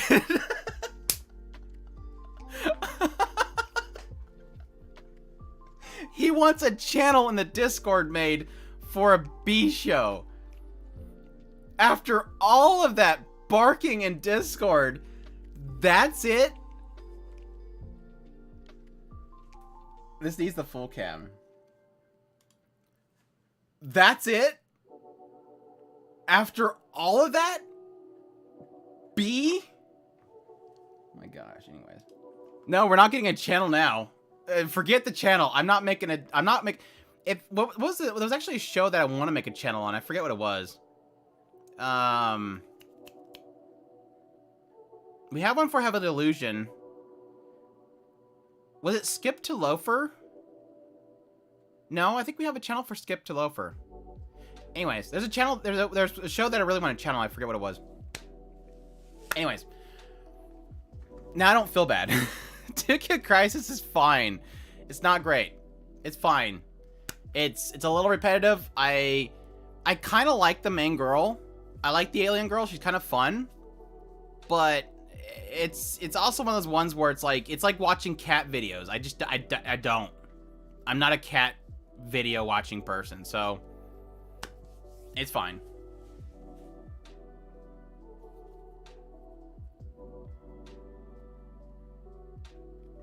She literally went crazy over dogs for like an entire episode. What are you talking about?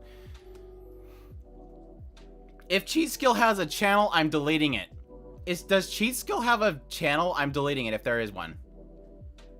Cheat Skill. There's no Cheat Skill channel. If somebody could find a Cheat Skill channel, link it to me and I'll delete it. That show is not getting a freaking channel.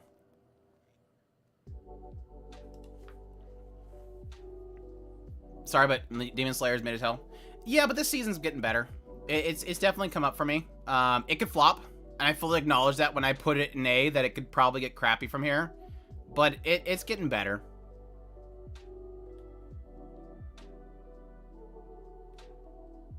Yeah, the Gundam one is like super weird looking.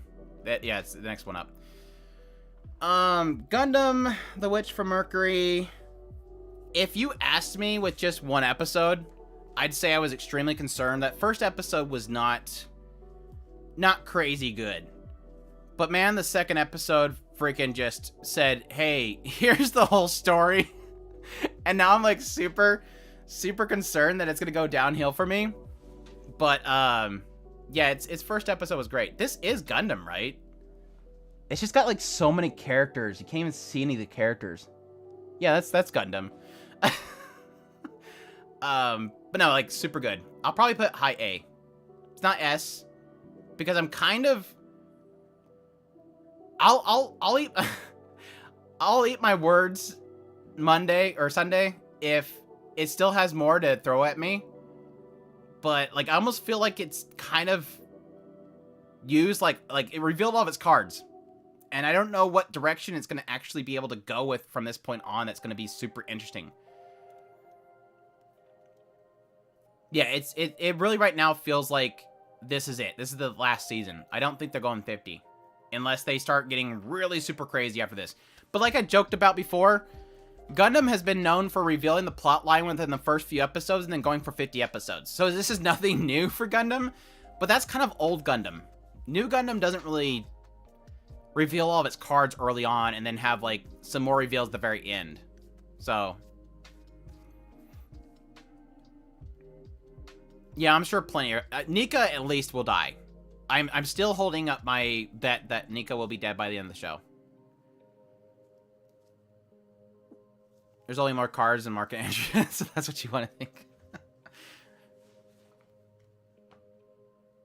Original anime having more 2-core this is rare these days. I mean, Gundam does it. That's what Gundam does.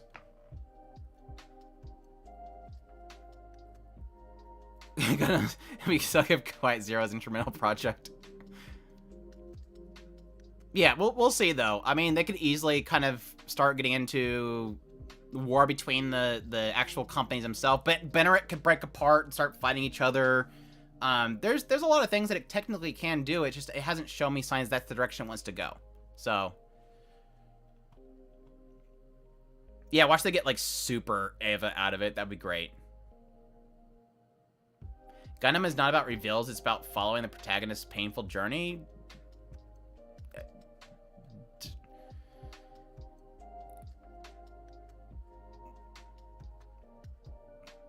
Yes, no. I mean, to be perfectly clear, Gundam Wing didn't do what the previous one did. Reconquista and G did not do what the previous one did. Iron Blood Orphans did not do what Wing did. And Witch from Mercury is not doing what Iron Blood Orphans did. Every Gundam does something different. Some of them get Super Gundam like Fighter G. Some of them are super war crimes. Some of them are about the psychologicals of a single character and the PTSD of war itself. Some get into children being involved in the war itself. No Gundam really does one thing. And there's a lot of them that aren't about the main character. I would argue that Gundam Wing was more about the girl than the guys. Because they barely did anything. Well, they did some interesting thing with the guys, but anyways.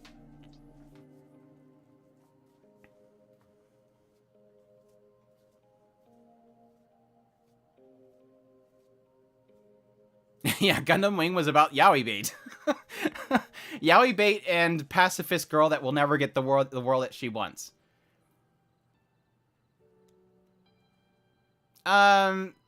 Super war crimes just involve super mechas. That's all. So they're all technically war crimes. Just some involve super mechas. Some more tragic than others, I guess. So what I'm hearing is Gundam equal war. Yes, that's the one through line that you can get with all the Gundams. Technically, is war, except for like Gundam fighters and build fighters. They're technically, yes, technically build fighters and build divide kind of got more into war, but they were in a video game. But yeah, the war crimes is typically a common thing in a lot of the Gundams too. So that said. Heavenly Delusional. Now called Heavenly Delusional by the Discord. I'm gonna talk about Andrew. Raeliana literally disappeared in some Gundam Wing episode. How could the show be about her? I don't know. I haven't watched it in forever. And the second watch through, I hated it so much, unfortunately. It did not work for me the second time around that it did the first time. Heavenly Delusional is probably besides... It's like neck and neck, maybe beating Oshi no Ko for me. Like, every week of Heavenly Delusional is super good, so... I actually should probably order these. So, probably that. Yeah. I'd easily probably say Heavenly Delusion is my number one right now. Maybe it just tastes, but there's no way in hell Demon Slayer is above My Home Hero or Hell's Paradise in anything besides animation. Taku Spirit, is there a reason why Home Hero is a D? I mentioned it earlier, Uchina. Its main problem is that I think it is one of those ones where it's best to read it. It's the read it instead category, because it's obvious that the adaptation is not doing the story justice. It's not nailing anything of what the character's doing. It's not nailing what the character did, not nailing his upsetness about it, how it affects him, how it affects his wife. None of that. It's just trying to get to the story as fast as possible. And so it's not as if it's a bad story. It's a bad adaptation. And it's one of those ones where I kind of want to stop and just read it, because I feel like I'm going to ruin the experience that I could get. So, well, I haven't been able to watch Heavenly Delusional because it's on Hulu. And it's the Japanese name on Hulu. For those that don't know, I don't know if they've changed that, but it was totally it's in Japanese title.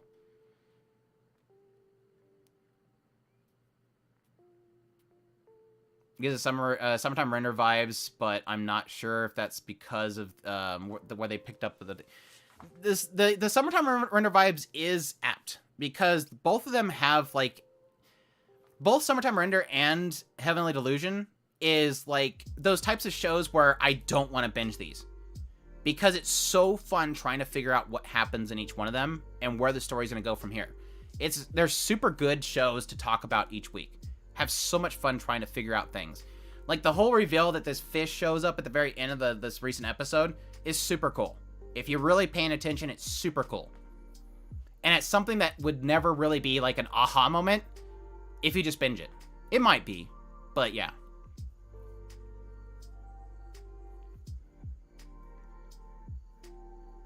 Oh, it's on Disney now? Interesting. Is it? Yeah, that's maybe what it was. Magical Destroyers, that's probably what it was. I think I went to go post that link for when the creator shared my vid, and I was like, crap, there's no Magical Destroyers vid. I might have to make that, because I think there's a lot of fun discussion about, like the OP and the ED has, like, so much weird stuff in it that I would love to, like dive into. But I'm not smart like some people are. It's fine, I hate Hulu, but glad I'm be able to watch it at least, yeah. Yeah, I hate Hulu with a burning passion. Never liked Hulu.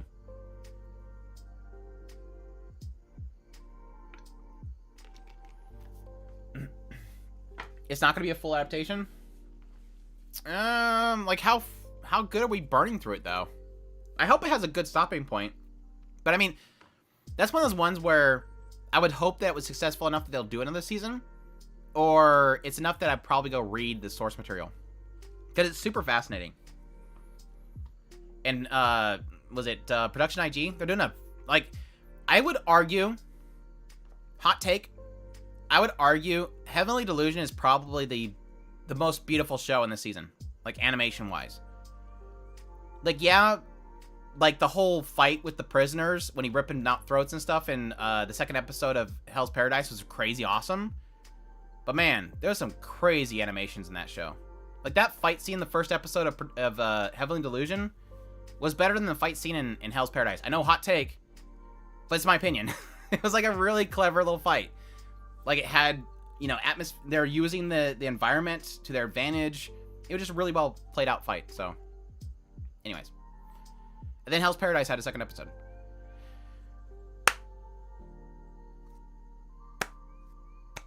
Marginal Service. The Marginal Service. Men in Black.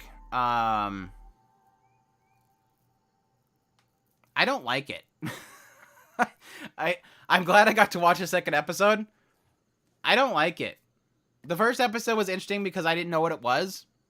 I got a chuckle at the fact that it felt so Men in Black. But then, like, when we get to the groove of things, the second episode, it's just like, I got a chuckle here and there, like the whole it shoots from both directions thing. And that was it. It's just, it's not enough. It's unfortunately enough. Like, and they're not even, like, trying to hide anything. So, like, when it insinuates that there's this connection between the past and the current, it's like, oh, well, that didn't take long for you to kind of just say, no, it's them. Hey, this secret, this question mark we raised in the beginning of the episode, yeah, here it is. It's not that big of a mystery. So low C is fine, I guess.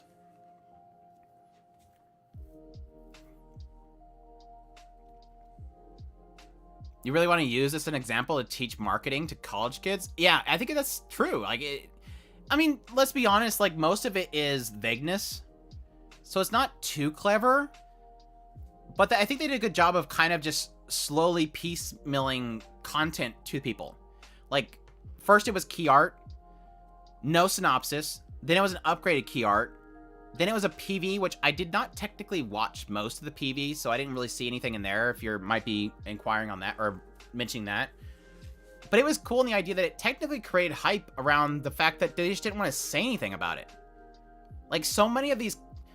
Now, granted, most of the stuff that we see is source material, and the source material has synopsis that we end up reading. And not technically the synopsis of the show itself. But even with originals, they often say too much. That they're trying to pull people in with the synopsis.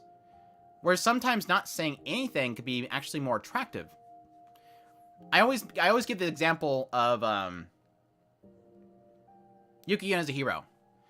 What did Yuki-Yun as a hero advertise itself as? Club show. The key art had a bunch of cute girls in this school club room, and it just talked about the fact that there's this club, which is, I forget what exactly the name was. They go around and they help out with community stuff. They help out with, you know, pick up trash. They're a club of girls that just help the community. And then I watched the first episode and I said, what the hell are we doing? Like, what is this show? It was great. And it was so much at the time that I didn't want to tell anybody what they were getting into when I watched it, because it completely just flips the script at some point. And it's so much cooler than just walking into a show knowing exactly what's in it. It's almost like the marketing for the show was so secretive because they knew that mediocre and couldn't advertise the non-existent strengths. Exactly my point. After watching the first episode, I'm like, we'll see with second episode, because I almost feel like this is it.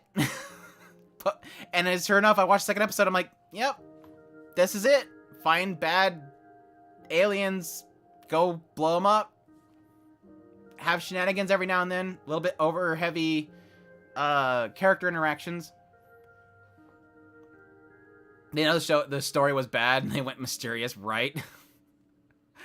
Yeah, it was literally like they were like, hey, we need a PV, we need a synopsis to send out to the advertising groups. They're like, oh yeah, sure, it's about some guys coming together and killing aliens.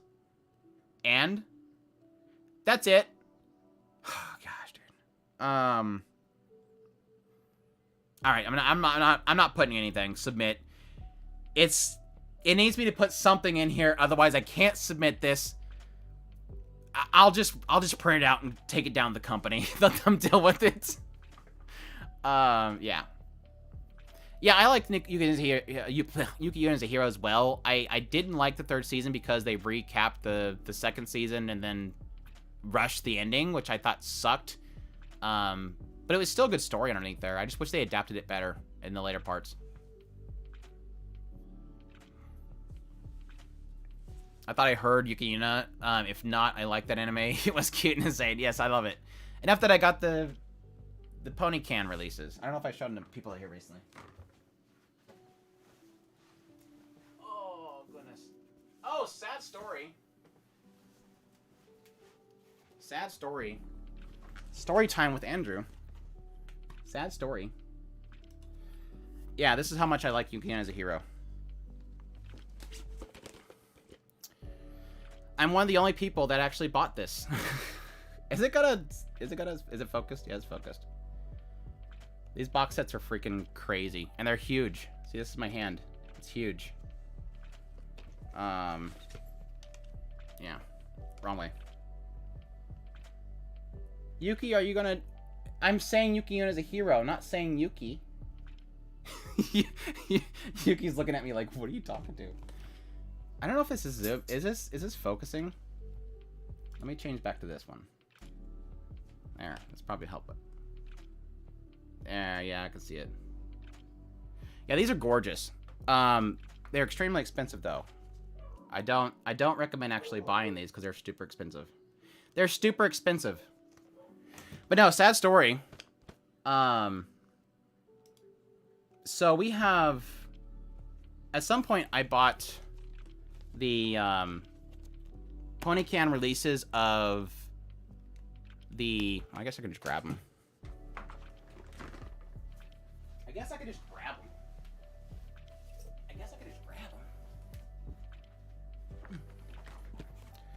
So I bought these for Chris because he wanted them. I hated season 1, but I love season 2. But I bought these for Chris.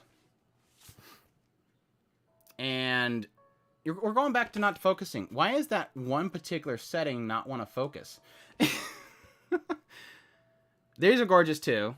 I love them. So, sad story. Where's it at? Where's it at? Where's it at? Yeah, there it is. There it is. Oof. Big oof. Big oof.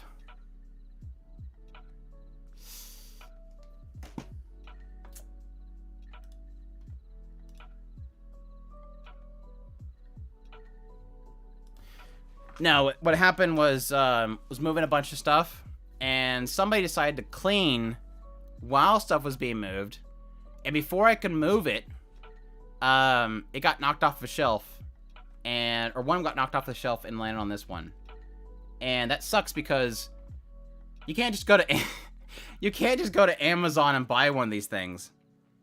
These are like, I don't know, has anybody ever seen a case like this? Like, literally, a case this big, has anybody ever seen them? I don't know if they're, like, custom made by Ponycan or what. I've never seen a Blu-ray case this big. But if anybody knows where you can buy them, I'd love to know.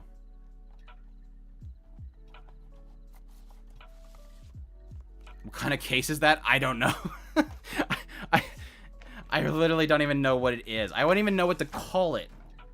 I've always just kind of assumed these are, like, Ponycan's custom-made ones. They have to be, like, something you can actually buy. They're massive, though.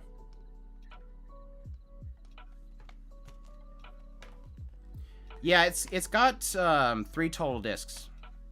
It's typically, like, one Blu-ray, and then another Blu-ray, and then usually a music CD.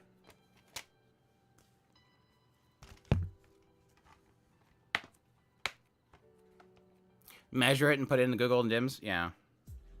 I might. I haven't got a chance to look, but I actually plan on looking for them because that's... I mean, it's Chris's. It's not mine, but I'm super heartbroken for him. It hurt. When it happened, the person who shall not be named that knocked it off the shelf and broke it, it was one of those moments where you wanted to express to them that they done effed up.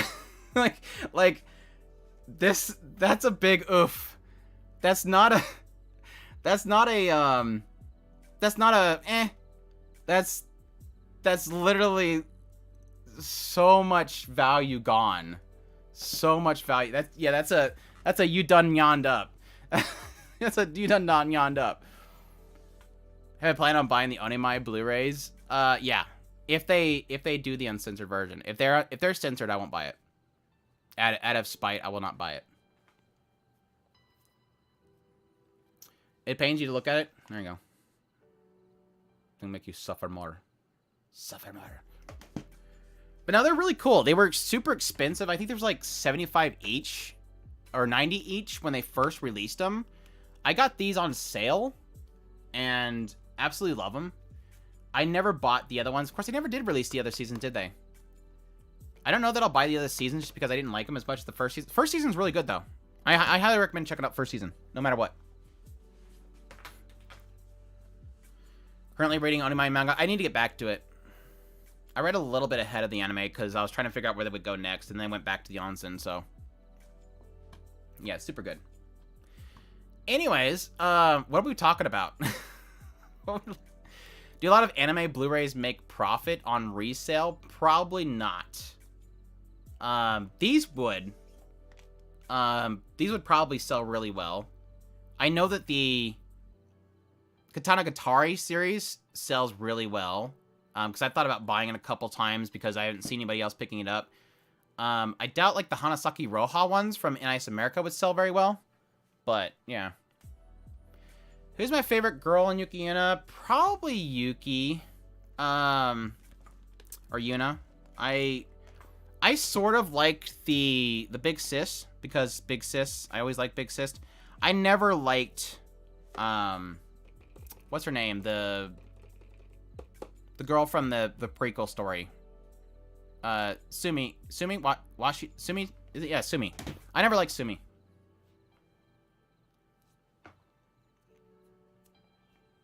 Man, just say you, Mr. Tensei Mondays are amazing. I appreciate it, Dual Halt. Or you want me to say it? If they sold well, they would reprint. Yeah, you mean which one reprinting?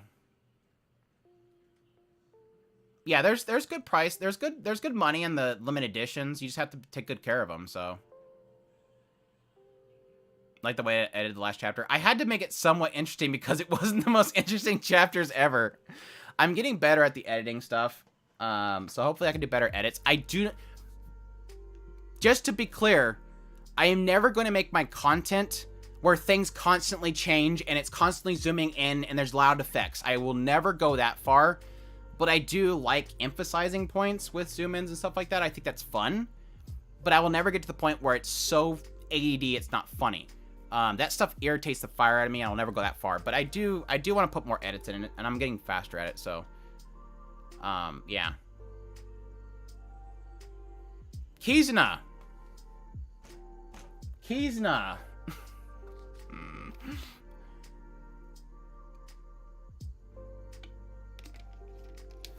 Yeah, hour plus, you need to do something. I have to do something with the screen to distract Adrian over to look at the screen before he freaks out and looks back at the chat and realizes he missed something. That's my goal. I want to distract Adrian so much that I end up seeing a spoiler and then I get mad at Adrian for not getting it. No, I don't really want that, but it's funny to think about it. Andrew had chapter layout. It was nice. That's the big stinger, is the fact that I had a stupid chapter thing up here. At least somebody noticed that I put, was it chapter 4, though? That was kind of funny. Somebody noticed my joke. Yeah, don't turn into Giga. No. Whoever edits his videos is on crack. I hate loud crashes constantly. But I do want to get more sound bits, so if anybody has any ideas of, like, if you know somewhere in Mushoku Tensei where there is a fun line that can be cut out without background music very cleanly, let me know timestamps, and I'll cut them. I know his editors and they're on crack. JK, it's Red Bull and vodka. Bwahaha. Dude, if as soon as I get the bwahaha from the show, I'm freaking cutting it so fast. Sadly, we have not heard him yet. yet. And we're probably not going to hear him for a long time. I feel like we're not going to hear him for a long time unless they jump to Ellen Elise when the season starts out. Then we'll hopefully get it. But yeah. It still bugs me that we have not seen Bodygotti yet, even though he's technically should be in the anime by now. It's better to take your time and decide where to cut despite the processing time. Yeah, I don't want to, if I get what you're saying, I don't want to get to a point where it takes too much time, because obviously, even when I'm faster at it, it still does take time. And when I am editing 2.5 hour long video down to an hour and 50 or something, I gotta draw a line somewhere, but I do want to kind of space it out. Because at least noise the idea. Buddy Daddy Best Girl. I am him. I haven't got a call from them yet to voice his dub lines, but that would be great. I would love to voice the English version of Bodygotti.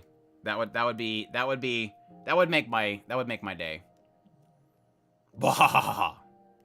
Excellent. Roxy saying icicle breaks as soundbite. Like I said, if it doesn't have any noise in the background, just let me know where it's at. But yeah, Kizuna no Elade or whatever the hell it's called. I need a trash tier. I need a trash tier finally. I hate the Kizuna show so freaking much. So much. It's a fine story. It's an okay idol show. Like, at its core, it's fine. But then you realize they keep playing Kizuna's music video. They keep just jumping randomly into songs because of the sake of selling another song. It's obvious this is literally a show to advertise these VTubers and their songs. And there really is, like, the story feels like an afterthought. And yes, the icing on the cake was the end of the 3rd episode when they just randomly out of nowhere decided to start talking about NFTs. Not that they were selling NFTs, I'm not going to go that far. But it almost feels like they were trying to explain NFTs for the sake of probably selling them on Twitter later on. I was like, are we literally going to spend 2 minutes of this episode talking about NFTs? This is still April of 2023, and it's not April Fool's, so I'm not sure who the hell decided to do that. Didn't start the show and don't plan to now. Yeah, don't. Just don't. And I guess they're doing Yuri, so I guess if you like Yuri, there's literally a kiss in, like, I think the 2nd episode. So apparently there's Yuri. I just reminded myself something, so in true I'm not gonna call it Yuri. Scratch that, Earthly. It's not Yuri. Instead of calling it Yuri, I would call it's VTubers. Like, this is literally VTubers. You cannot, the best way to sell a VTuber these days is act like 2 characters are in love. They're literally simping out the characters and shipping them for the sake of selling the VTubers by having them randomly kiss for no reason in the middle of an episode. It's literally VTubers. This show is about VTubers, and the writers are already trying to ship the characters according to what everybody's thirsting over. And it's exactly why I hate VTubers right now, by the way, is I hate that they're so simp-minded that they mold their characters around it. That's why I stopped watching the EN VTubers. At some point, I realized they were just becoming their chat. They start out in that's what technically, that's what their group does. Their first stream is literally they sit there in front of a camera and they have a big chart next to them that says everything about them. Their 3 sizes, their blood type, their birth month. They talk about what their favorite games are, their likes and dislikes. They show off their hashtags that they want everybody to spam in Twitter every time they're on stream. Where you send all of your pictures to on Twitter. That's their layout. And they establish a character. They literally have artwork done for them, and they establish a character. That's what Gargura did. That's what all of them did. And then what happened after that is they established that character. Then they started streaming after that. Hey guys, I'm going to do this game. And they get in front of the camera and they start talking. And they play their character. They act like it. They act like if they're a death god, they're going to talk like they're a death god. If they're a detective, they're going to talk like a detective. They play out their character. What the English VTubers did is they very quickly dropped their character and they became what the chat wanted. They started simping and not simping. They started shipping each other. They started playing into the desires that the chat wanted. Because they noticed Gargura was being really successful and they weren't. And so they started playing into the chat and it ruined it. And I just I got away from it. I'm like, I'm done. You're just the chat. You're not your character anymore. Anyways, rant over. Is you for anime sims? Man, you just hate marketing? No, Relantis, that's not marketing. I worked with marketing teams for 3+ years.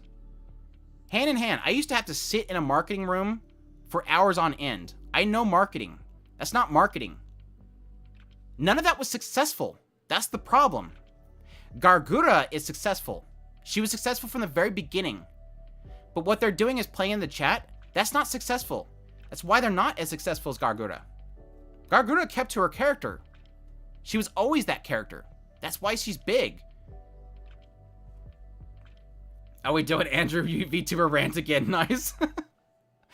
I'm not against VTubers. I'm just against what they were doing. That's it. I don't care. Like, I literally have no interest in VTubers anymore. I don't hate them. I don't hate people for liking them. I just don't like what they were doing.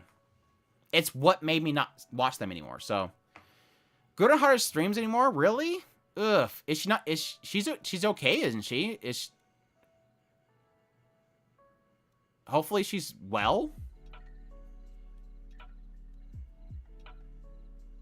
And you said you have trauma because of the marketing, so that's why you hate it? I don't even know what I said anymore, so it's fine. Nobody knows. Her chat bans the word stream and schedule. Ugh. Ugh. Anyways. Don't make the joke. Dead Mount Death Play.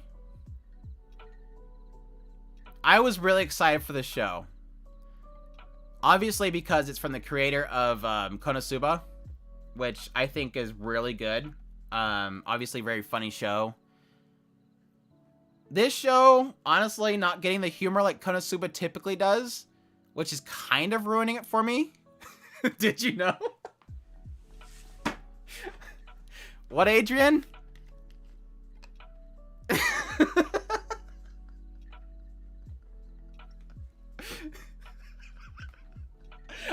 See, that's what's great, is I don't have to say it.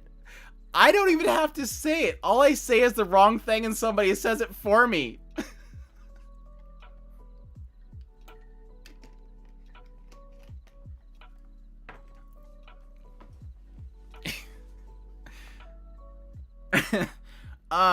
No, seriously. Dead Mount Death Play, made by the creator of You All Know.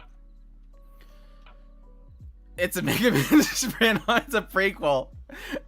Eventually, he's gonna suddenly get obsessed with explosion magic. No, yeah, he'll eventually reincarnate himself and he's suddenly Mega Man. But yeah, I don't know, honestly. I don't really know. The first episode was okay. I was a little bit sad by the fact that the twist didn't even register with me because I completely called it early on for some reason, which kind of ruined the twist. But somebody literally had to tell me what the twist was. Did it confuse you early, or did you just like whatever? I knew it. I really want to make a poll at some point. Did the twist get you, or did you call it early on? because I just felt like it was too obvious from the very beginning. But the second episode has me very... There was a twist in it, exactly. That's what I said. Somebody's like, man, that twist at the end, though. I'm like, wait, there was a twist? Did I miss something? They're like, yeah, that who got reincarnated? I'm like, oh. I thought it was him from the beginning. He literally says the spell go off. I get that there was a reason why it should have, but anyways, the second episode concerns me. Because I just don't really feel like I know exactly what the writer wants to do with this. You said it. You said it. At least you acknowledge you said it, Earthly. I don't know what the creator wants to do with the series. My assumption is just to be kind of turn into each episode. He gets a call from the big-chested lady, and she says, oh yeah, there's this bad mob boss over here who's killed like 5 parents and left orphans. You should go kill him. And he goes, okay, he goes over there and kills him and then finds out, like, the story from the dead. I don't know if that's the direction it's going or if it's just going to immediately have the hero show up and be like, oh, you can't be here, you're evil, gotta kill you, and then he chases him down and then explodes in the city. I'm really curious where it goes because the second episode felt like we did nothing. Like, I almost feel like the second episode just didn't do anything but just say, there's no magic here, right? No, there's no magic here. You have magic? Yeah, I have magic. Okay, she's alive now. That was the second episode. And oh yeah, by the way, also the chick that he killed likes killing.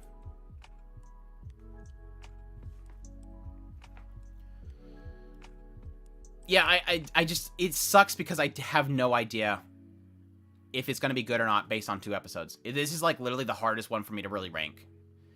So for now, I'm going to put it in B. I'm just going to put it in B. It's fine. I'll not put it above Hell's Paradise as people might get angry. But that means that I have to bump something off B, and which is that one. That's fine. I'll have another line for that one. It's better than the pink one? What's the pink one? You like the chick, she's better than the pink one. The one that gives them the jobs is better than the chick who wants to murder people? Is that what we're talking about? My clueless friend, I want your opinion. I feel she is a friend zoned. She's in a friend zoned. I feel bad for her. I mean, he says that he loves her and likes her all the time. Oh, the Mirai Nikki one. Yeah, I'll hold my judgments on that for now. Right now, I would say Mirai Nikki better, but I'm not a huge fan of Mirai Nikki either, so. My clueless first friend. I really like it. I won't say it's incredible, but I really like it. It's super sweet. It's super simple. And like I kind of mentioned with my title, it's simple but impactful. I really love how he completely dismantles their arguments. Best example I gave in my video, and I can give it here. The whole aspect of, excuse me if you guys heard that. I've been drinking so much water, I finally got some air in me. The moment where that guy comes up and says, you know, join my Scorpion pact. And he's like, why? You're normal. You said that she's like a Shinigami. You're just normal. Why would I hang out with you? And the guy literally says, what are you talking about? She's normal too. And he's like, wait, so she's not a Shinigami? It's like it completely blew up in his face. And I love how he does that. It's super cute. Yes, part of my love for the show is because it's Roxy's voice, which Roxy, obviously. But at the same time, I do acknowledge that it's kind of simple and it's got its quirk and it just does that quirk. Somebody shows up, bullies her, he throws it back in their face with positivity. But I really enjoy it though. So I'm gonna put A. I'm bumped down this.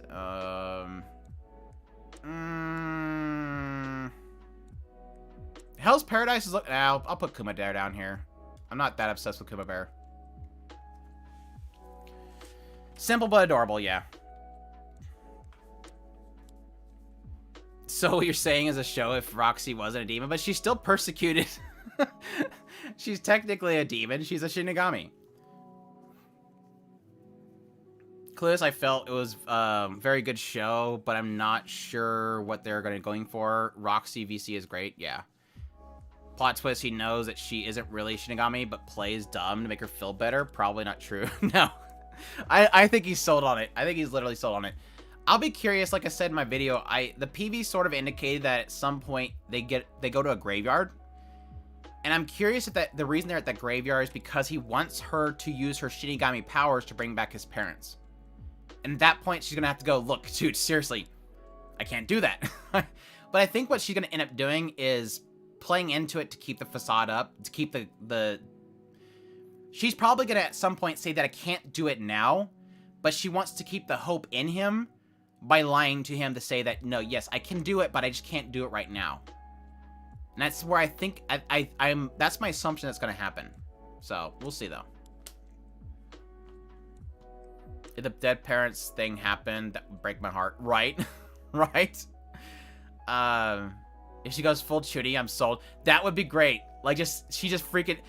But that would be the ultimate great twist to the whole story. Because, again, you can only do this for so long. If suddenly out of nowhere, she's like... Yeah, he says, hey, revive my parents. And he's like, I can't do... Oh. Yes, I am a Shinigami, but I can't do it now. And he's like, oh, so you are really a Shinigami. And she literally just goes... Okay, yeah, from now on in class, she literally is just going full Mega Man. Yeah. That would be so great. Because he's already doing that to blow it up in people's faces. He's accepting the lie to throw it in people's faces. If she were to do the same thing, it's literally double the power. It's obvious it's working when he does it. Why doesn't she just embrace it? If she can embrace it, that would both help her with dealing with it, but at the same time, throw it back in people's faces. I think it would be genius. Absolutely genius. The first moment she walks into a classroom, and then she kind of like slowly pushes away one of her, the bangs over her one eye, and then goes, I'm going to release my full power. Win. With Roxy's voice, win. It's technically, my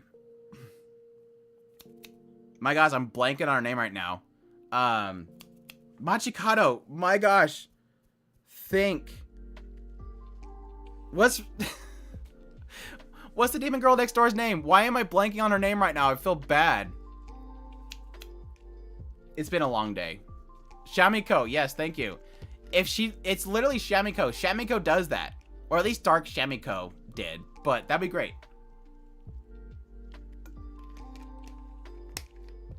Yeah, Shadow Mistress.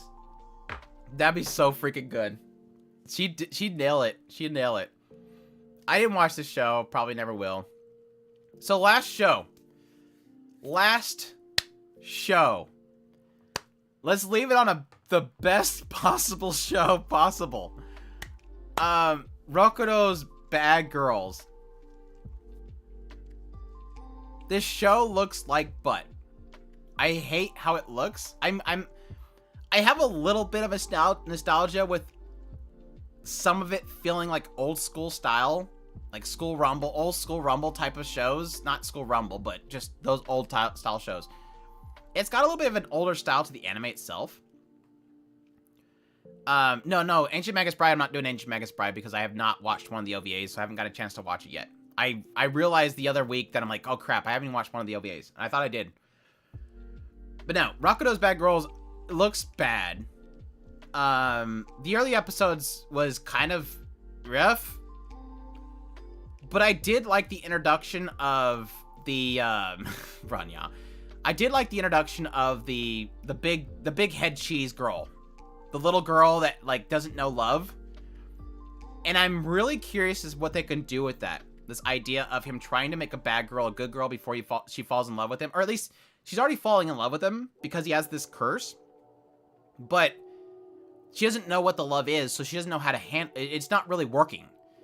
So if he can make her a good girl before she falls in love with him, they could do something interesting with that, or it could just completely get resolved to a punchline in the next episode. It sort of introduced a funny concept. Other than that,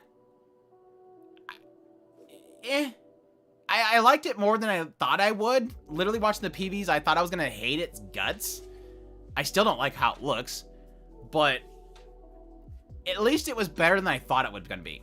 I did have a good time watching it. But yeah. Second I saw the way it looked, I'm not interested. It was such a turnoff. That's what I said. I literally said, this looks so bad, and I hate how it looks so bad, but watch it be the one show that does something really fun that I want to watch. So I at least got enough in it that I want to keep watching it for a little bit longer, which is more than I thought I would, and more than I could say about all these shows down here. These rows down are like the I'm probably gonna drops. Just because I want to do some other side projects. Main character is not the main character. It's the relationship he builds around. I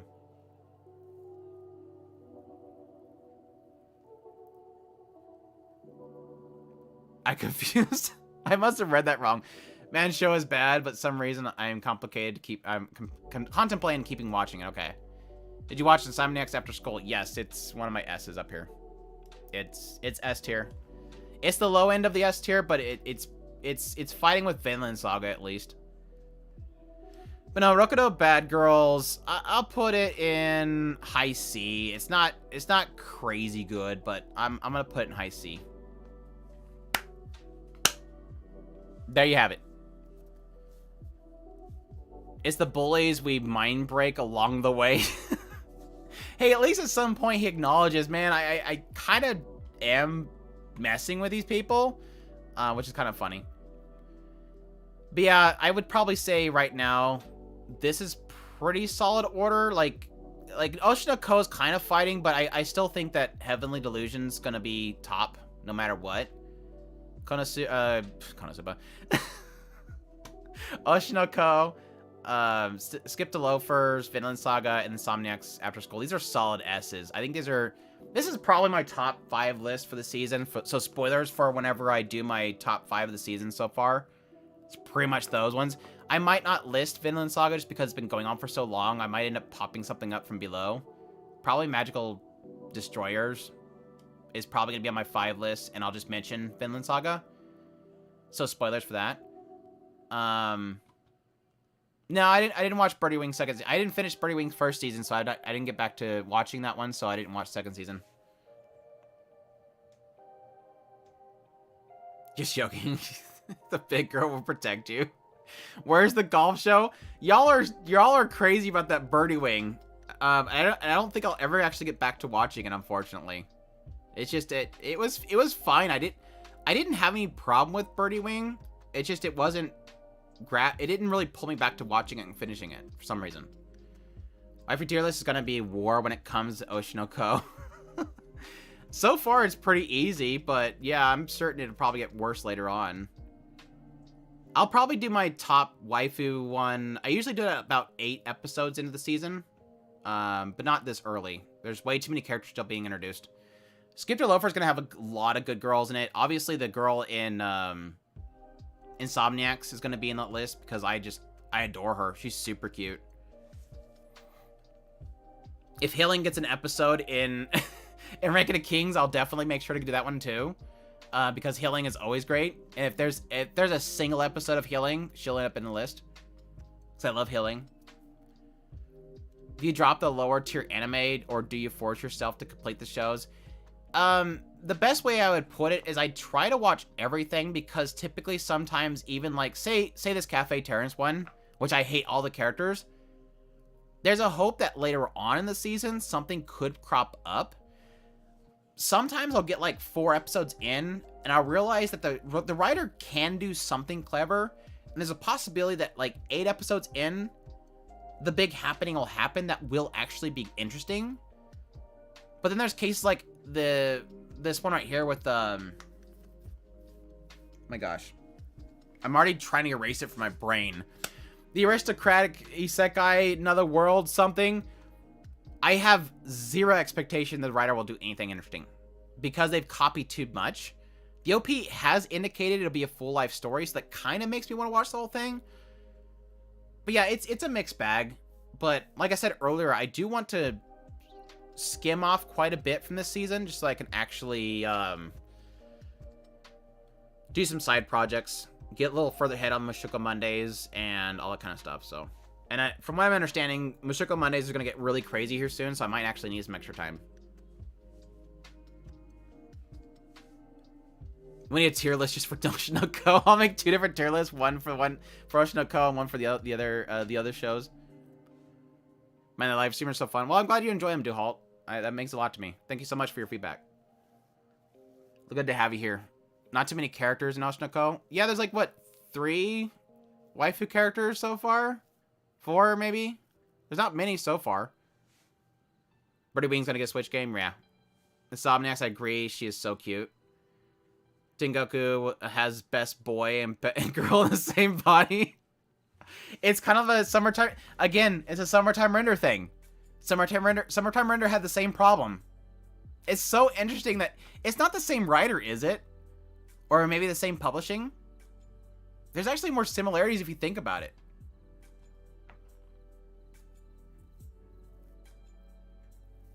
His best boy Arthur playing is he's kind of stupid sometimes. Force myself to finish bad things. Yeah, I sometimes push because sometimes there's really cool things in there. Like I always give the example with the girl in the bottle. It was like a show that literally Mercury, literally a show that had nothing to really offer, but then like the later parts of it did something really cool. Still didn't make it worth really convincing anybody to watch it, but it was still one of those ones where it was like, just watch episode 7 because it does something really cool. That 18IF. It's like that show is just like a hodgepodge of, yeah, they did something cool here, but the rest of it sucks. Aristocrat will not hinder Mushoku Tensei Mondays. Yeah, I literally am behind on Mushoku Monday because I want to do this stream.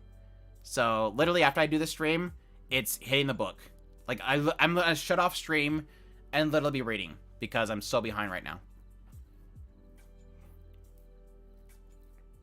The director's mother in Oshi no Ko is top tier. It's kind of odd that she took over. I was not expecting that. Do you think Disney learned from Summertime Render regarding Disney jail thing and whatnot? No. No, because they're still screwing up. So, obviously not. 18F is very good, man. Yeah, it had some really good episodes in there. I won't say that overall I think it was great, but it had some really good artistic episodes. You watched Shonen Maid? Yes. It was actually really cute. I was actually very impressed by Shonen Maid. It did a lot more than I thought it would. I only watch certain shows, and from what I can keep up, Demon Slayer is currently the most mid due to curse of being older anime fan and seeing cliches throughout. Even Mashle seems to be generic. Yeah, I agree. Like I mentioned before, I think at least with this season, so far with that first episode, they at least did something to regain my interest in Demon Slayer. But I fully expect that it's probably not going to hold. I have no doubts that Demon Slayer by the end of this season will drop down to a B or a C. But right now I'm liking it. And that's more to say than I did with the second season, so. You still make a trash tier for discerning the F tie? What does that mean? Every episode is different style, biblically story, anime style. Yeah. Put that wife beater on and slap the book around, Andrew. I'm literally gonna slip into a wife beater. Ugh. Because it's so freaking hot here with the AC broken. Yeah, this is going on. A wife beater. So I have one. Just for hot occasions like right now. It's so freaking hot. I'll stream right now in voice chat, just doing some laundry. Vin Diesel cosplay. Family. It's all about family. Once F tier for trash shows. What would be trash tier? Let's see. Let's end it on that note. That's not what I wanted to do. Otherwise, all the Tonikawa fans are gonna get angry at me.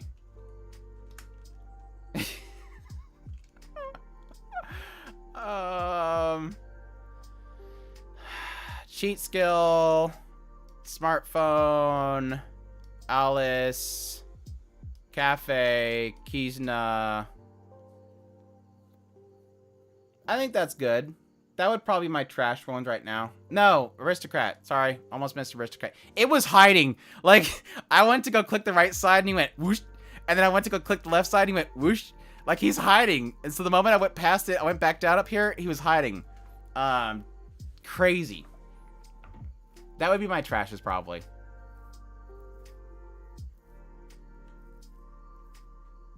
Andrew, what'd I do?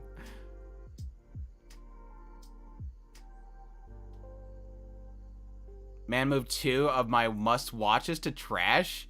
Which ones?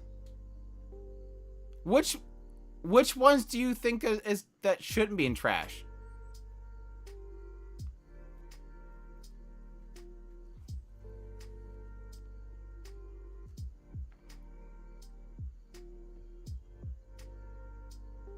I can assume cheat. Oh, cheat and Aristocrat, okay.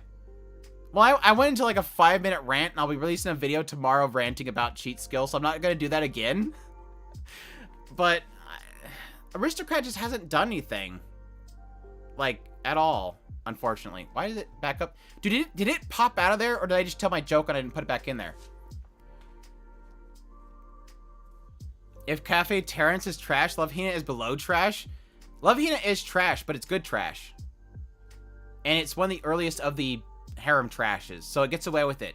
If you're ever the early ones, you get away with it.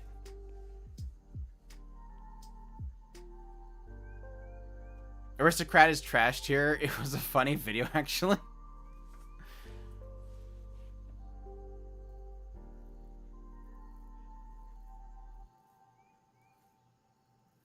If Love Hina got made today, it would be probably the same situation as Urusei Yatsura. That's why I don't want them to do a Ranma. If they ever want to do a Ranma, and there's anybody involved with the Ranma one that was involved with the Urusei Yatsura one, I don't want it to happen. Like, I will literally make a Twitter campaign and social media campaign to stop them from making a Ranma 1/2 remake. Because if it's going to be censored up as much as Urusei Yatsura is, it doesn't need to happen. Because the raunchiness, I wouldn't call it raunchy. I mean, old school raunchy was most of the humor, so they can't not do that. Never seen Love Hina, and I feel like I'm missing.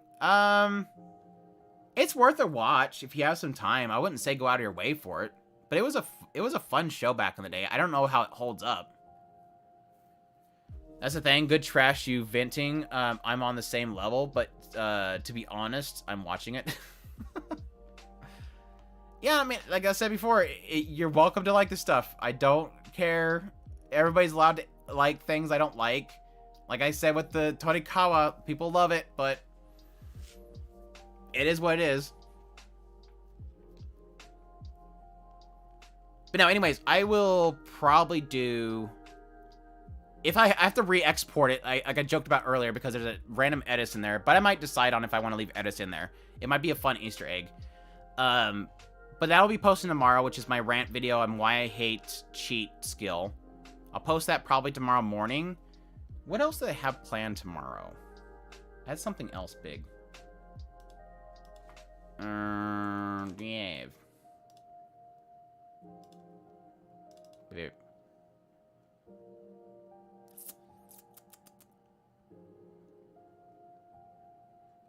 I might do a video on Kamikatsu, and I think that'll be tomorrow. I think that's my day tomorrow. So look forward to that. And then Shuko Monday should be probably chapters 6 through, I'm hoping 9 or 10. I don't know. It just depends on what actually happens in it, but I'll be finding that out tonight because I'm gonna jump in it and start reading. So, Andrew, can I have your opinion on Yuri Cafe before I watch the video tomorrow?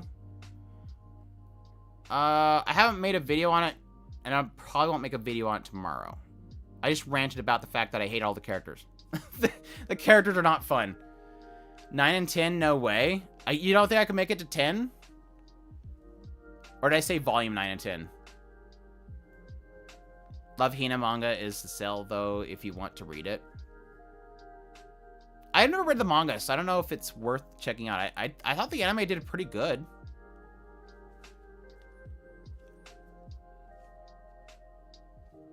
Oh, Yuri is my job. Oh. Nutshell, I like the concept of it, but I kind of felt like it got repetitive very quick. Like, they just kind of got stuck on one concept, but yeah. Mushoku Mondays are great. Well, I'm glad you enjoy them. They're definitely very rewarding. I really enjoy doing them. They're pretty much a highlight of every week of mine, which is kind of surprising, I know, to some people, even though it's a lot of effort. So, it's obvious that I enjoy it, otherwise I wouldn't put as much effort as I put into them. Anyways, that is my spring 2023 so far tier list. I hope you guys liked this live stream. I'm going to wrap it up and cool down for the rest of the night. So, what if I say Tonikawa will become action at some point? They were hinting at some crazy stuff in the OP, which has kind of got me sort of wanting to continue on. Maybe I might just kind of turn on the background until I spot something I enjoy, but I don't know. We'll see. As soon as they stop talking about what kind of mattress they want to switch to, I might start enjoying it, so. Anyways, I thank you guys for dropping by. I hope you guys enjoyed the stream, and as always, thank you guys for your support, checking out the stream, hitting the like buttons, all that kind of stuff. You guys are amazing. Thank you so much for dropping by, and y'all have a good one.